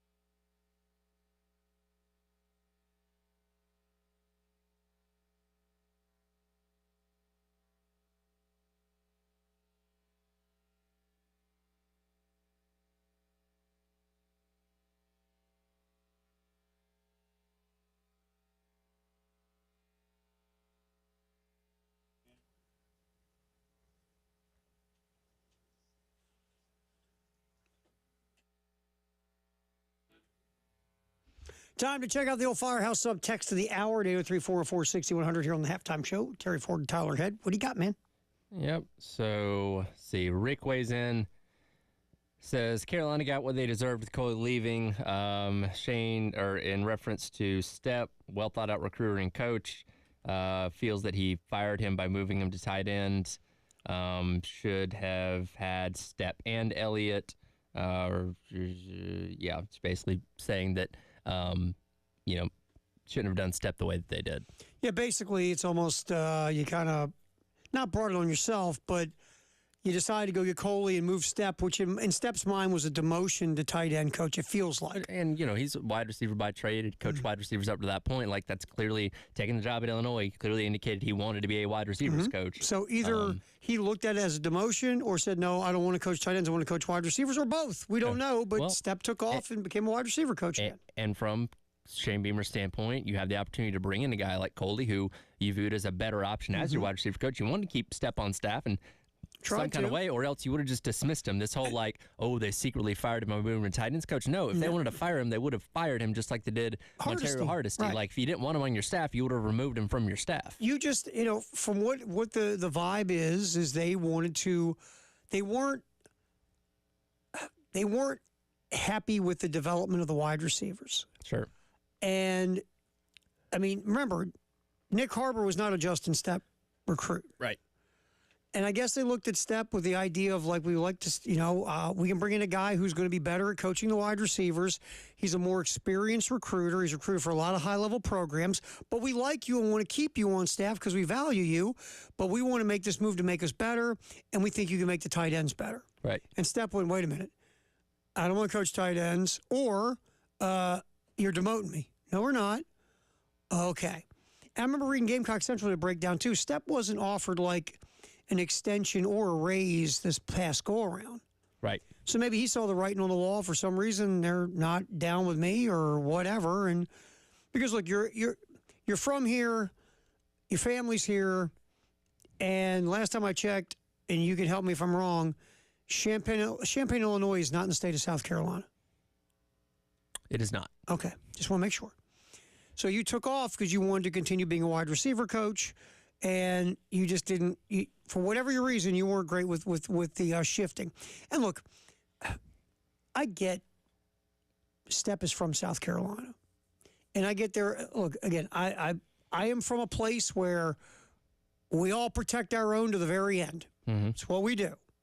So I understand the vibe, but it feels like for the head coach, he wanted to upgrade that coaching position. But he didn't want to lose the guy that was in that position because he still valued that guy, and he's young, and he can still learn and grow into the role they hoped he would have, right. So they kept him around.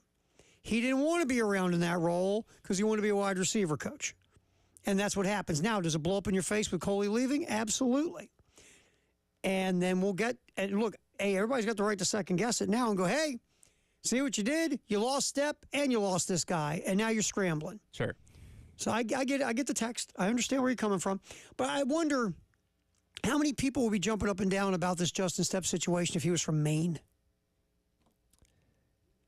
Probably less. I mean, there'd still be some, but probably a little bit less because there is the homegrown element of it, of wanting to be at South Carolina and, wanting to coach here. And again, I don't subscribe to the fact that, they, we're hoping to push him out by moving him to tight ends. No, if you didn't want to be in your staff, you would have removed him from your staff. I think Shane truly believed that moving him to be the tight ends coach was going to help the team and help the coaching staff both be stronger. Step didn't agree for whatever the reason was. He wanted to go and be a wide receiver coach, and God love him, he found a gig. Good, right. I hope it works. But I think a lot of this, and again, it's not a criticism, because again, where I'm from, it's the same way. Right. We stand up for our own. And when you're a homegrown guy, there are going to be people that say, what are you doing to the homegrown guy? Whoa. Same thing from where I'm from, so I get it. I think I'm not saying all of it is because of that, but I think there's a good amount of it because Step is a local guy who grew up in South Carolina. Right. And then when it ends up like this, then you can go, excuse me, you could have avoided this if you didn't do the local guy wrong. Hindsight is 20/20. Absolutely. Like I said before, I don't think Shane made mistakes on this at all. I think he went and he hired a guy that would have made his coaching staff better, but the guy just got an offer from, again, the best program in America for more money, and they're going to pay his buyout and maybe his apartment and his car and anything else he needs to be paid. All right, that's football. Brought to you by Atlantic Windows and Doors. We're going to come back in here. What's trending at 2 from Traditions Fine Jewelry and Gamecock Traditions next here on the Halftime Show in the Game.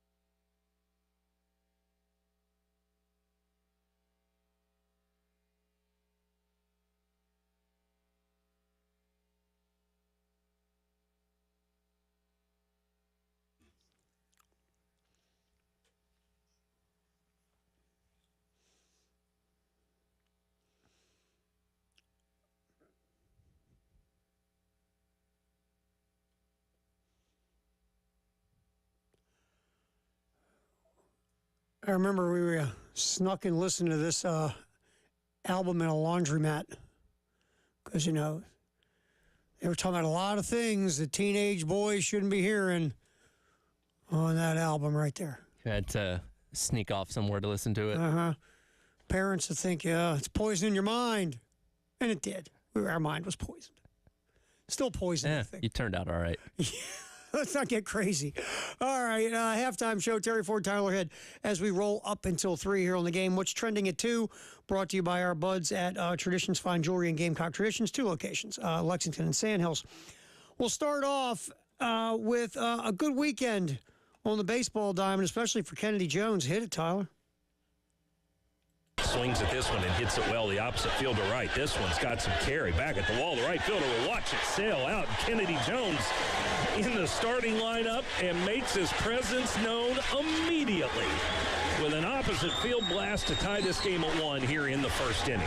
Nice day for Kennedy Jones in Sunday's contest. First action of the year, leading off, 2 for 4, scored a run, 3 ribs, also walked, and you just heard the home run. One of his 2 hits. Here's head coach Mark Kingston talking about cut 17. Tyler, does this get Kennedy Jones more playing time the big day on Sunday?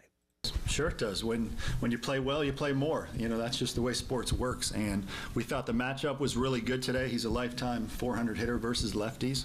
And we just thought with them throwing a lefty today, it was the perfect time to insert him there. We took 2 lefties out and put 2 righties in. And you've got to explore your roster early in the season. You've got to explore what you have. And he's kept a very good attitude, you know, through the disappointment of not playing early. And it's great to see when guys get rewarded for that. Yeah, because, look, a lot of people, when Kennedy Jones, when the talk was of the transfer, everybody's like, wow, look what this guy did at UNC Greensboro. Look what he could do, you know, at the plate, blah, blah, blah. And then the way it played out, he struggled once he showed up in the preseason and the scrimmages and the practices, kind of got passed a little bit. But then he got his shot yesterday because, you know, a lefty-righty matchup. And again, 2 for 4 and a home run, 3 runs batted in, and also a walk thrown in. So Kennedy Jones, an excellent day on Sunday. And not more important, but in addition to Roman Kimball, 4 innings, only giving up an earned run, struck out 4 base runners. Matthew Becker then came in, and 3 innings, only 2 hits, couple walks, but 5 Ks. So it's good to see Kimball and Becker get it going, get them stretched out a little bit more, Tyler, and then at some point, you're just going to let them roll. Yeah, and Kingston mentioned, because you know they only had their lat injuries just over 2 weeks ago now on that last scrimmage before the season started. So it's something you do have to take your time with working these guys back. But seeing the level of production they put up yesterday, and Kingston mentioned after the game, they'll probably be in the neighborhood of about 80 pitches, their allotment for this upcoming weekend against Clemson, which is pretty much about a full load. And I'll be very interested to see, especially with how kind of SQ went on Saturday as a starter, if they decide to maybe put Becker out there on Saturday as a starter against Clemson, because he was the guy that was going to factor into your weekend rotation before he got injured, and does seem to be coming along pretty well again, you know, kind of working his way back steadily, just like Roman Kimball. But yeah, for what these guys have been able to do in their you know, pitch count, you know, limits so far, they've done pretty well. Yeah, and SQ struggled Saturday, but everybody struggled Saturday. Veach, Williamson, it just wasn't a good day from a pitching standpoint. Pitching staff struggled, defense struggled, offense struggled.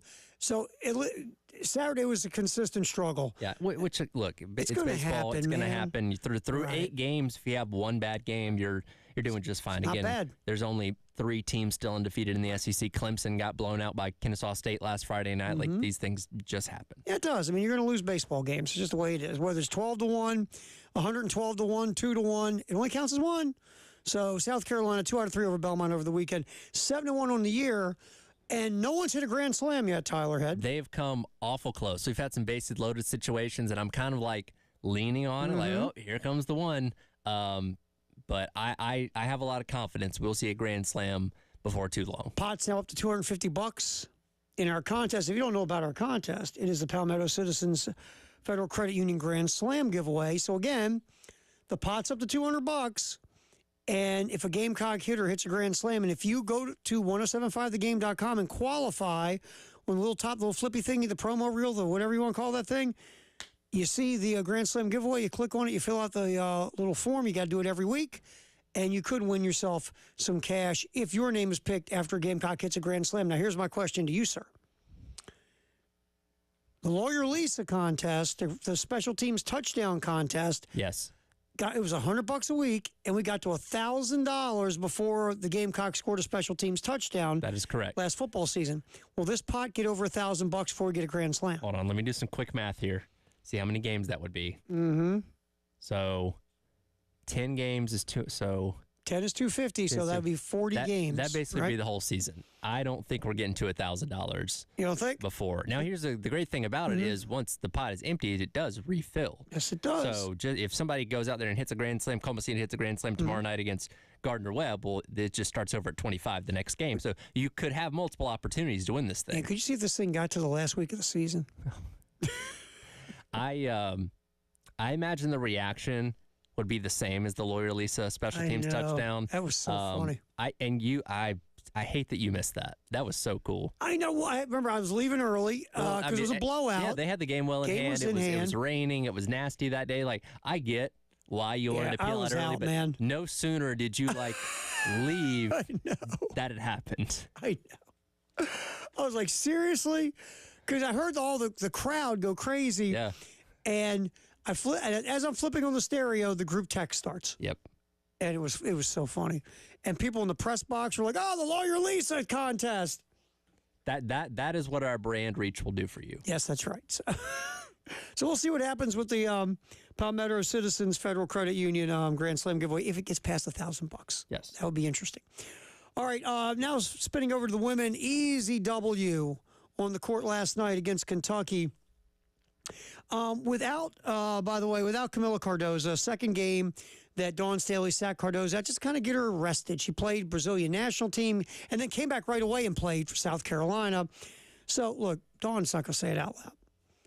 But these last two without Cardoza, you should win those games without her. You let her rest and let her get ready for the postseason, which is go time.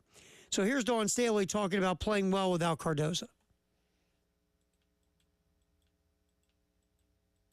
Well, I'm confident that our players show us each and every game that what they're capable of, but I do think our practices are areas in which giving me pause because we don't execute like this in practice. We don't and it's great balance. It's great balance in that it drives us as coaches to continue to see these type of performances in practice because you never know, when that practice team might show up in a game. And that is what keeps us on our toes and keeps us up at night to make sure that team doesn't show up. And I do think we have good male practice players that we call highlighters that really challenge us to the point where we don't really know how good we are. And then we have performances like this that shows that we're a really good basketball team and we show up on game day. But we can't just rely on that. We got to perform like that in practice. And that was just a flat-out whooping on Sunday. Not a surprise. South Carolina, 26-0 going into the game. Kentucky was 11-16, 4-9 in the league. It doesn't matter who's on the road. Who cares? South Carolina's just a lot better. And we talked about in the first hour, Tyler, the numbers, the stats in this game. Shooting over 60% from the floor, almost 70% from three, over 90% from the line. South Carolina makes free throws. The big Achilles heel on this team is two. Free throws and occasionally sloppy with the rock. And if you start hitting 90% from the line, and speaking of free throws, let's get this one in real quick, Tyler, with Dawn talking about the free throw efficiency, cut 26. Yes, that's another stat that area we've been working on. We're like a 66, 67 average from the free throw line, which is very good. But we're working at it. I think we got the right people shooting them today. Fort Wally was 12 of 12. Unreal. Yep. Unreal. Fort Wally only took 4 shots from the field, went 2 of 4, 1 for 3 from 3 because, she got to the line 12 times. We'll take it. Whew, And what a performance on both ends of the court. Just this fantastic W over Kentucky for South Carolina. All right, the men, also a good weekend. We talked about this earlier. I think it's the third biggest win of the season. Biggest win of the year over Tennessee in Knoxville. Second biggest win, Kentucky at CLA. Third biggest win because you had a 2-game losing streak. You blew a 16-point lead at home. The game before that, you got boat raced at Auburn. You're going to Oxford where, Ole Miss is 14-1, and you get a really nice road win that you basically controlled from tip to buzzer. Lamont Paris, post-game, he talked about a couple different things, and one thing that came up because you're like, whoa, where was Miles Stute? Here's what Lamont Paris said about Miles Stute not playing on Saturday against the Rebels. Yeah, it's hard to get an idea of what the real scope of it is, but, some of it is like in that first 24, 48 hours, how his body responds to the injury. So I think as we get back there this afternoon, I'll reach out to him and Mark, and I think by tomorrow we'll have a better idea of it. But I do know this, it could have been significantly worse, kind of like when his shoulder, he was out for 3 games or whatever it was, but that could have been significantly worse, and certainly this could have been significantly worse also. I mean, Stute makes them better. He's really their best three-point shooter. And without him, obviously, your depth suffers and your offense suffers from the three-point line. We'll see what happens. But they did win in Oxford without Stute. And one of the reasons was the defense. Especially in the first half, as South Carolina accumulated the lead, defensively, the Gamecocks really stepped up. Look, Ole Miss in that first game they might have set an NCAA record for most difficult contested long twos being made. Yep. Well, and again, Lamont was like, we wanted them to take them. They just made them. But here's Lamont talking about the first half defense against the Rebels. Cut 7. A little bit. I mean, if you noticed, in fact, it's why we fouled a little bit more in the first half, if you noticed that, because we were making a concerted effort to once Morrell and Flanagan in particular got the ball in ISO situations. They're so good at creating space to shoot a jump shot that we were trying to crowd them a little bit more until they were in attack mode, and then you gotta move your feet and recover. But at the expense, sometimes that's at the expense of fouling in a non-shooting way, and that's what we did a couple times more than normal. But I'd say that was it. But I thought we did a good job. I think they missed some shots. They probably missed a couple that they made in the last game also. Right. But we did a good job of tracking stuff down. I thought little stuff like Josh comes in and he blocks their center out, and he gets an over the back call. And then we're in the bonus. We end up in the bonus because of that foul. Just little tiny stuff that goes normally unnoticed, but I thought was really good for us. Well, they basically got in their grill when they were isolated. When they were in one-on-one situations, South Carolina got on them. I'm talking about Morrell and Flanagan. And kind of, made the difficult two even more difficult. And look, Lamont said this after the first game. South Carolina basically wants to run you off the three-point line and pack line you away from the basket and force you to take the least efficient shot in basketball, which is the long two. Yep. And it's even better if it's a long contested two. You make it even tougher. Now, to Ole Miss's credit, they made them in the first game. But this time, South Carolina kind of got more up on Morrell or Flanagan when they had the ball in these one-on-one isolation situations to make things even tougher. And it worked out very well with the W against Ole Miss on the road. I will get back in here and continue what's trending at 2. Storm in the court. Should we be done with it? We'll get into that next. Terry Ford, Tyler Head. It's a halftime show till 3 here on The Game.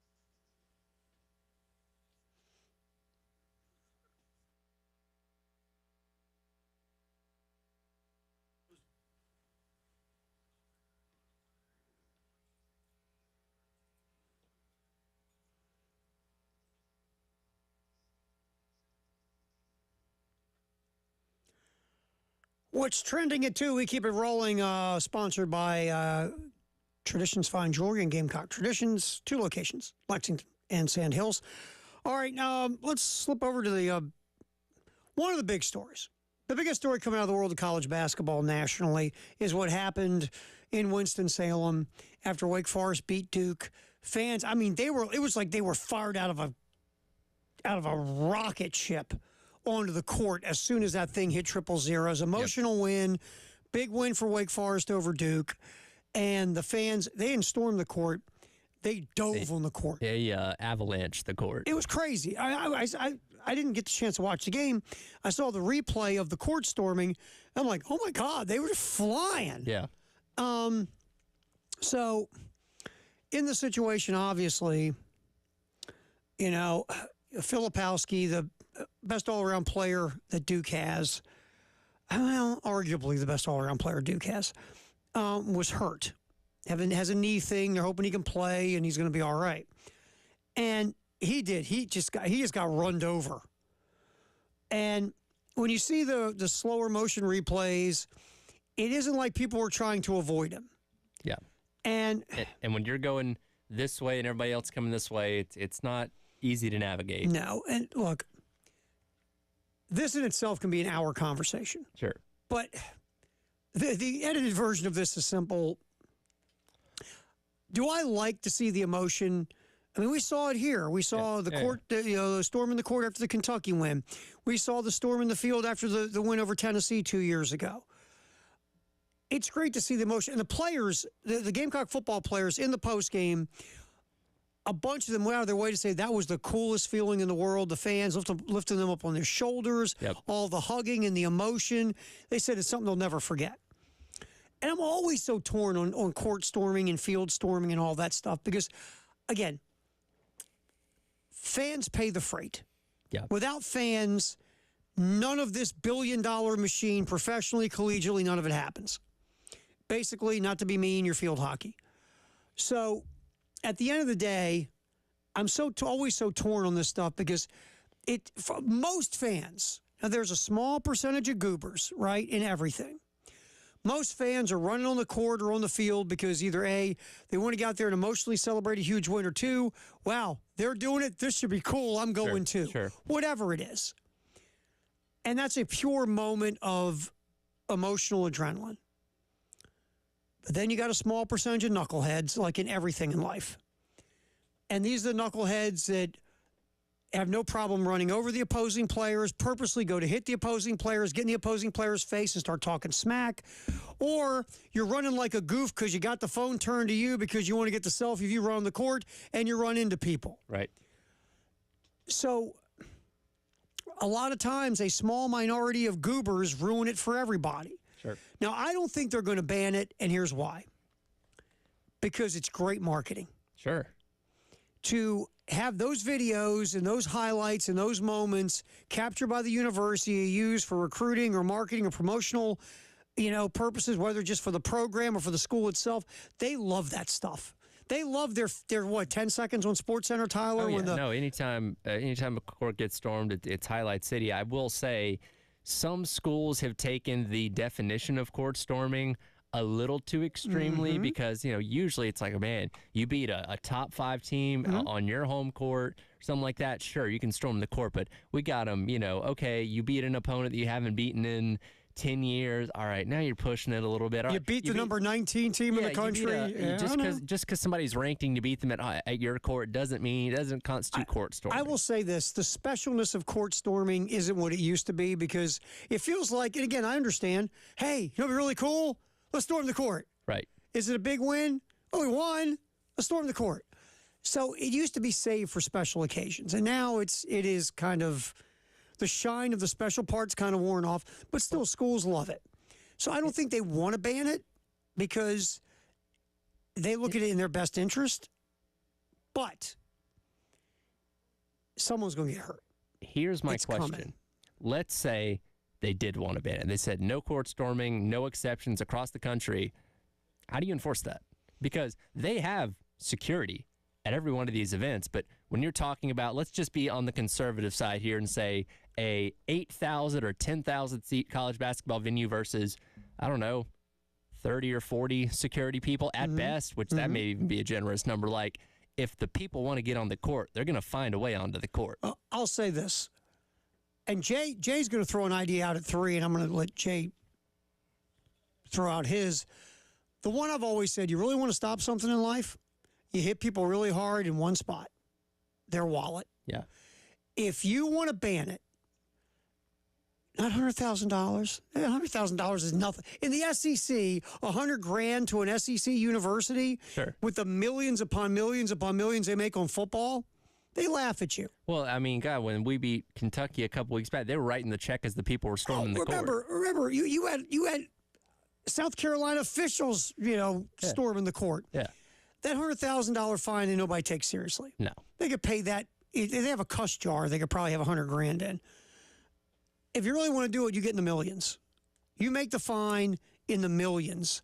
Like, you make it $1 million at first, or $5 million, or you start taking parts of the TV money you get.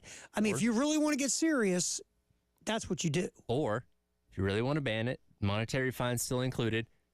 If you storm the court after a win, no matter what the circumstances are, you can't have fans for the rest of the regular season at home. You can do things like that. Yeah. And that hurts your gate. There you go. That hurts the money you generate. You hit people in their wallet. Yeah. That's how you do this. If you're serious. If not, because you make a good point. I remember I told you that story about when I was a kid in Maryland beat Clemson Memorial Stadium, and the fans rushed the field because it was a huge deal beating mighty Clemson for the ACC title. Sure. And the security people were just standing there. Yeah. Yeah, dude, I'm just here for the free food and the $50. They know that's not a fight they're going to win. I mean, really, if you're some 67-year-old retired guy and a bunch of drunk college students in their like late teens, early 20s is about to storm the court, you going to jump in front of them? No. I think that's a no. And, well, you may be able to stop those 3, but the other 10 around them are going to get by you. I mean, you want to go by the pro model and bring in real security and put them around the venue, and all of a sudden dudes are getting billy clubbed or something? Right. I mean, to me... Or could you make a concerted effort where you concentrate the security on the opposing team? See, I think... like, okay, here comes the court storming. Let's put a bubble around these, I don't know, 15 to 20 people, make sure they get to their locker room. Here's what I would suggest. If you're not going to ban it, you've got to your point, have a procedure in place. Every arena has to have a procedure in place to a court storming procedure. Yeah. And if this thing gets late and you're looking up and you're seeing, look, it doesn't take a genius to figure this out, No, right? you can feel it. They start moving closer. You're looking at the clock. You got to be proactive, and you got to protect the opposing players. Right. And I've heard people say, put 30 seconds on the clock and tell the fans to hold 30 seconds. Good luck with that. That's never going to happen. Well, I know, didn't the rule used to be like 10 seconds, and then people are just like, well, we don't have to wait 10 seconds. No. What happens if we decide we don't want to follow the rule? Nothing. Yeah. You know what? If you have a rule and you don't enforce it, you know what happens? People break the rule. They break the rule. I would find a way to put together a procedure. If you're going to keep court storming and field storming and all that, you've got to protect the opposing players. Yeah. And let everybody else get out there and do their thing. That's what you got to do.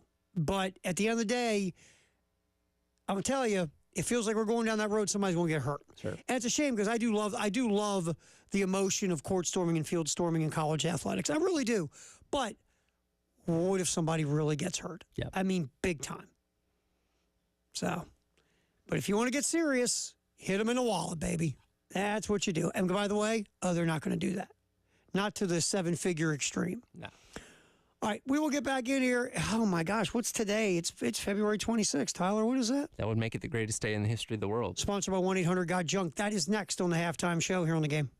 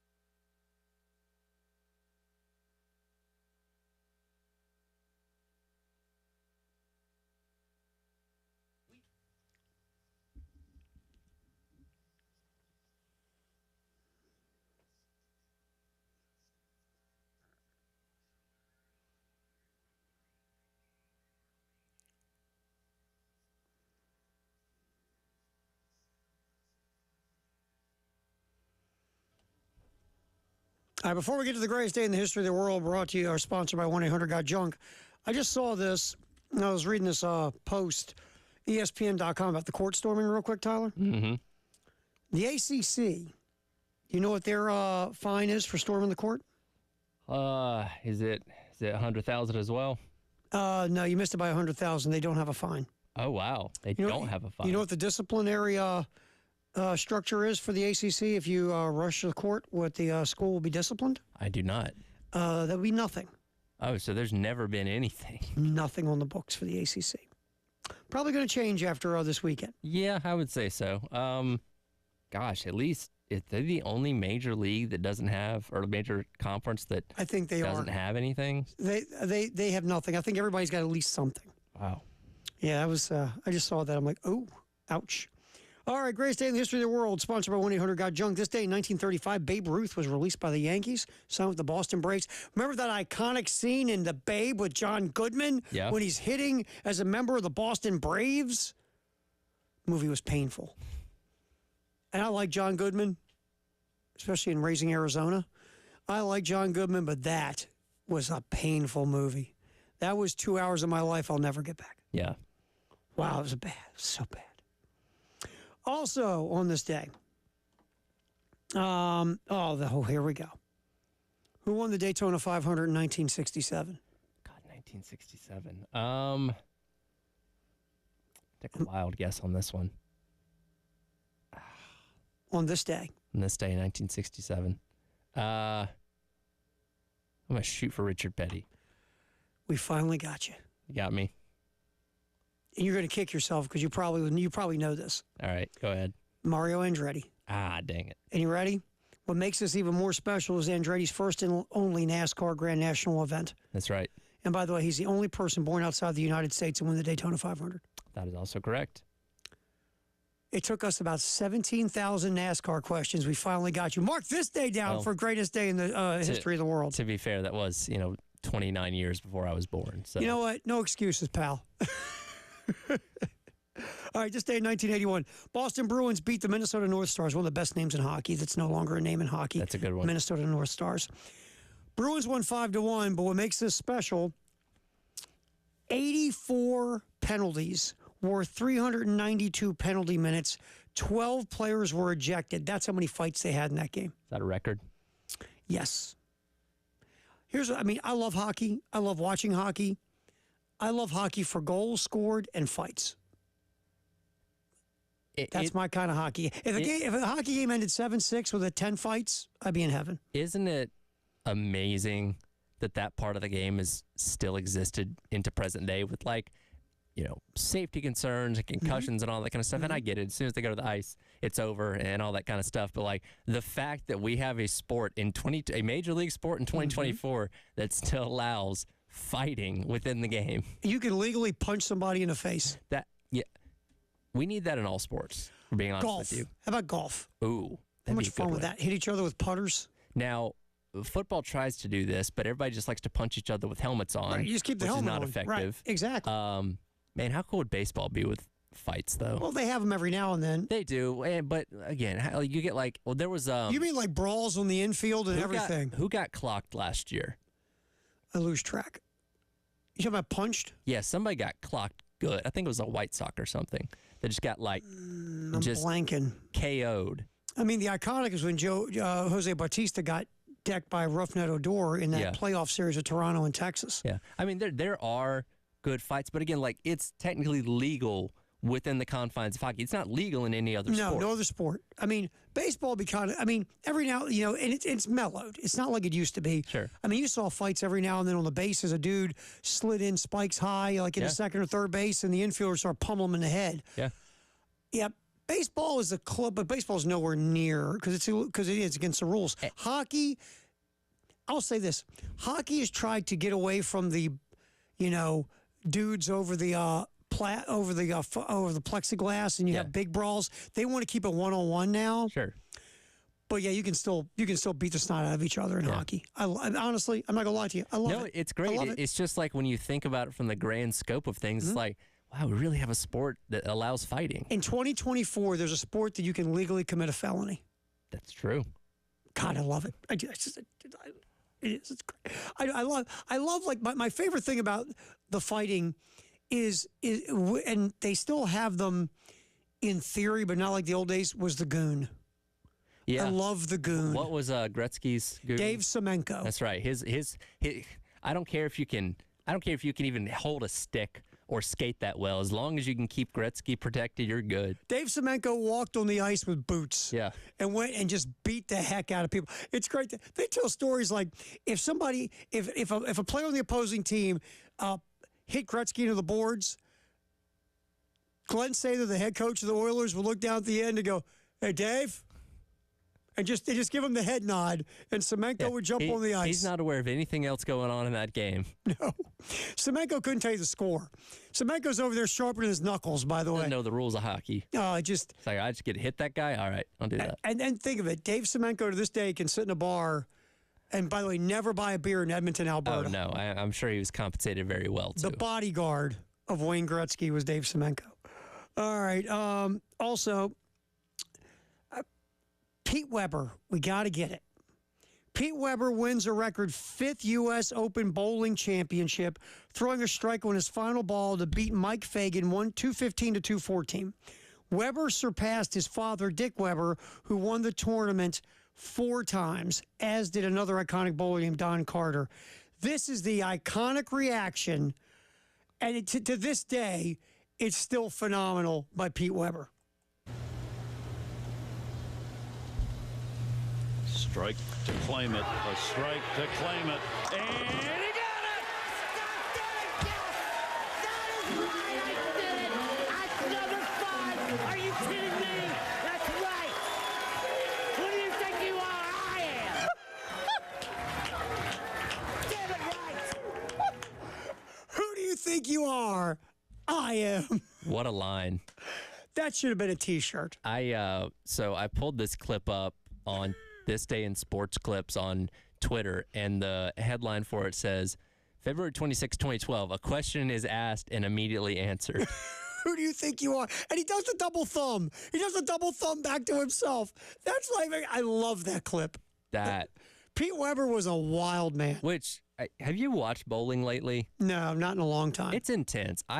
Something was on Fox Sports 1, and I left the TV on that channel and got into like bowling for because it sucks you in. It's really intense, and they got some characters in it now. There's overtime in bowling. I didn't know that was a thing. When did that happen? There's overtime. They got one dude that looks like Bob Ross. Like, it's, yeah, I forget his name now, but he legitimately has the giant afro. The whole I know they got dudes now who don't put their fingers in the holes anymore. Yeah, it's like they kind of like hold it like in their palm and just kind of spin it. And I'm like, I have an idea of how to throw a curveball, but I don't have any idea of how to curve a bowling ball the way that those guys do it. That's wild. I got to watch this. When I was a kid, the professional bowling tour would be on Wild World of Sports, and I'd sit and watch it every now and then for fun. It's not a bunch of chubby guys drinking beer and eating nachos. Like, no kid. They've gone the definitely pro athlete route. Like, these dudes are. That's wild. That's hilarious. It's something. All right, I'm going to let you redeem yourself over missing Mario Andretti. All right. 2017. Who won the Daytona 500 and who ran out of gas? Oh, Kurt Busch. Kyle Larson ran out of gas on the final lap. My man's back. It's a Kyle Larson fan. That wasn't the funnest race to watch. I'm going to tell you now, just like the Gamecocks, you redeemed yourself after a short losing streak. Nice work, my friend. There you go. Greatest day in the history of the world. Sponsored by 1-800-GOT-JUNK. We'll get back in here. Jay Phillips is here. We're going to get a Firehouse Subtext the hour, get the post-game show ready to rock at 3 here on The Game.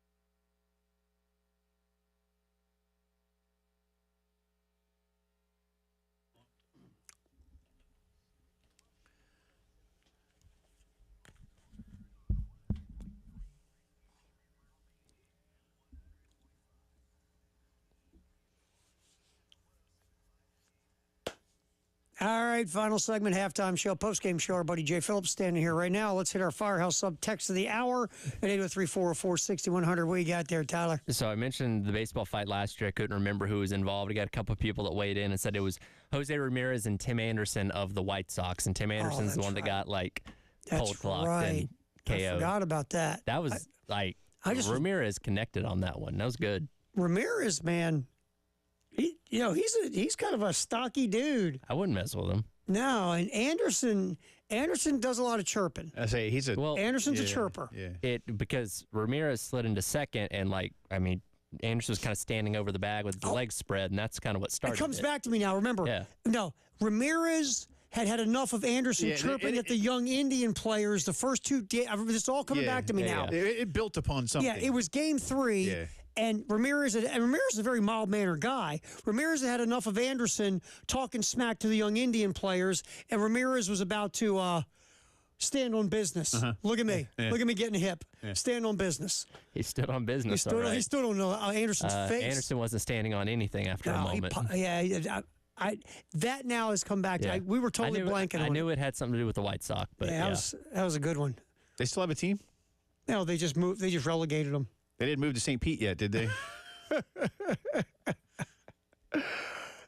St. Pete doesn't want the team in St. Pete. Well, they sure don't want that dome. Seriously, that dome was built to lure the White Sox when I was in high school, and I'm old. Well, remember this, too. There's a talk of the Giants also moving down to Tampa, St. Pete. That would be awful. But that was before the Giants built new ballpark, and now they got $5 billion in attendance. People forget that at Old Candlestick for a period of time, the Giants weren't what you call killing it in attendance. Right. They wanted a new ballpark. Right. So they used Tampa St. Pete for leverage to get the ballpark. That's a good baseball fan base. A buddy of mine went to Candlestick once years ago. I think when we were in college, and he and some friends went out and they're dressed for South Carolina summer. Oh, nice. And they did a night game. Oh. And they were like, man, by the 4th inning, we had to leave because it was 55 degrees and the wind was 20 miles an hour. People don't realize Northern California, totally different than Southern California. Once the sun goes down, he's like, once the sun went down, it got cold fast at Old Candlestick. Oh, absolutely, man. But that's a good baseball town now. And now they've won a whole bunch of World Series. And they've won. They draw over 3 million all the time. But there was a moment where Tampa St. Pete was also being used for that. So, all right. Thank you on the Firehouse Sub text line for jogging our memories. I totally blanked on that fight last year. Were you just talking about fights in general? We were talking about on this day in history, the NHL record for most fights and penalty minutes for fighting was set between the Bruins and the Minnesota North Stars. By the way, one of the coolest names in sports that isn't used anymore. How that team ever left the Twin Cities is still beyond me, and I'm not a hockey guy at all. And by the way, the state of Minnesota, one of the 5 most rabid hockey states in the country. I mean, if you said pound for pound, I'd probably tell you number 1. Right? I don't know. Minnesota, Wisconsin, Massachusetts. And the second thing is for hockey, how does Milwaukee, Wisconsin not have an NHL team, but Miami, Tampa, Dallas, Phoenix? No, hold on. Every young kid that grows up in Miami puts on his ice skates and goes outside to skate on the frozen ponds of Miami and Dade County. To one day hopefully be in the NHL. And I got no problem with warm weather spots having NHL. Oh, I kind of do. There's a lot of northern transplants that have moved. But how does Milwaukee not have an NHL team? The state of Wisconsin loves ice hockey. I know. It's the Wisconsin University is one of the best ice hockey programs. I mean, Seattle just got a team before Milwaukee got it. Does Milwaukee not want a team? I know they can afford it. Yeah, we'll put it this way.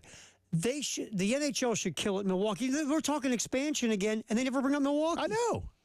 I'm going to have to study this now because you ask a great question. I mean, with all due respect, and I don't know, but I mean, if Edmonton continues to support a team, right? If Calgary continues to support a team, I would think that Calgary and Edmonton would fit nicely population-wise into Milwaukee. Here's the funny thing. Atlanta's about to get its 3rd NHL team. And again, here Atlanta's soon. They've already proven they can't support the Right. NHL. I mean, listen, I remember Jiggs McDonald in the old Flames on television. Look at man. you going Jigs. He wore his cowboy hat, man. He was great. And Jim Craig, after played after the for the Olympics. Flames for like 3 periods after the Olympics. They were like, seriously, where's the Jim Craig that was good? Who are you? Well, Who are you, dude? And I don't know anything else about it other than they left for Calgary. Yeah. That's my. But I remember. That's it. I remember Jiggs McDonald and his cowboy hat. And if y'all don't know, he was the play-by-play guy. And I think where is he? Is he from up Canada I way? think he I don't is. know. I think he's up. But double check. they got a lot of cowboys up there for real. Sure, They I mean a do. lot of people in Calgary in Stampede Canada and all that. Oh, the Calgary Stampede is a thing. That's a thing. And again, they left for Canada, and Jim Craig played there. That's what I remember of the old Atlanta Flames. Is it? That's it. But give him a third team. Why not? What was the other one called? Thrashers. Thrashers, yeah. Yeah, the And then Thrashers. they became they the left. new Winnipeg Jets. Yeah, is that's that right? Because correct. remember, Winnipeg became Phoenix. Yeah. just like Quebec became Denver. Yes. And then they decided to put all those teams back Yeah. because it wasn't fair because it's really kind of Canada sport. Sure. They Then we don't- just start they don't- taking their but They teams. haven't won in what, 30 years? Montreal Canadiens, 1991, I think it was. Well, the last there's time. another one. Again, we're sitting here talking hockey in South Carolina, but the fact that the Toronto Maple Leafs haven't won the Stanley Cup in like 50 years is ridiculous. It might be the greatest hockey city in the world. Yeah. I mean, it's certainly the biggest city and the most hockey mad nation in the world. So They love their hockey and they can't win a Stanley thanks Cup. for having me back on the Tyler Head Sports 1967. Experience. I Thanks missed for, you guys last week. we enjoyed It was it. weird. And then you were on remote the only day I had a show. Yeah, we were busy. We were busy last week. What are you going to do?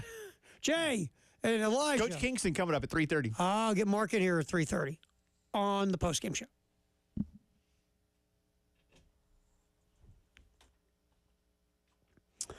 Okay, so let's say you want to redo the whole audio, visual, TV, stereo, internet, Wi-Fi experience in your house. You think you might want to do it. You might know a guy at work. Hey, let me tell you what, I did in my house. And yeah. You can talk to Bert at work. Or you can get a hold of the experts at Integrated Media. And Jay Phillips knows that phone number by heart. What is it? 803-948-8327. That's 803-948-8327. Call that number. Bring in Michael and his crew, the true experts. They can put a TV and a sound system outside, anywhere inside your house. They can make it sound crystal clear.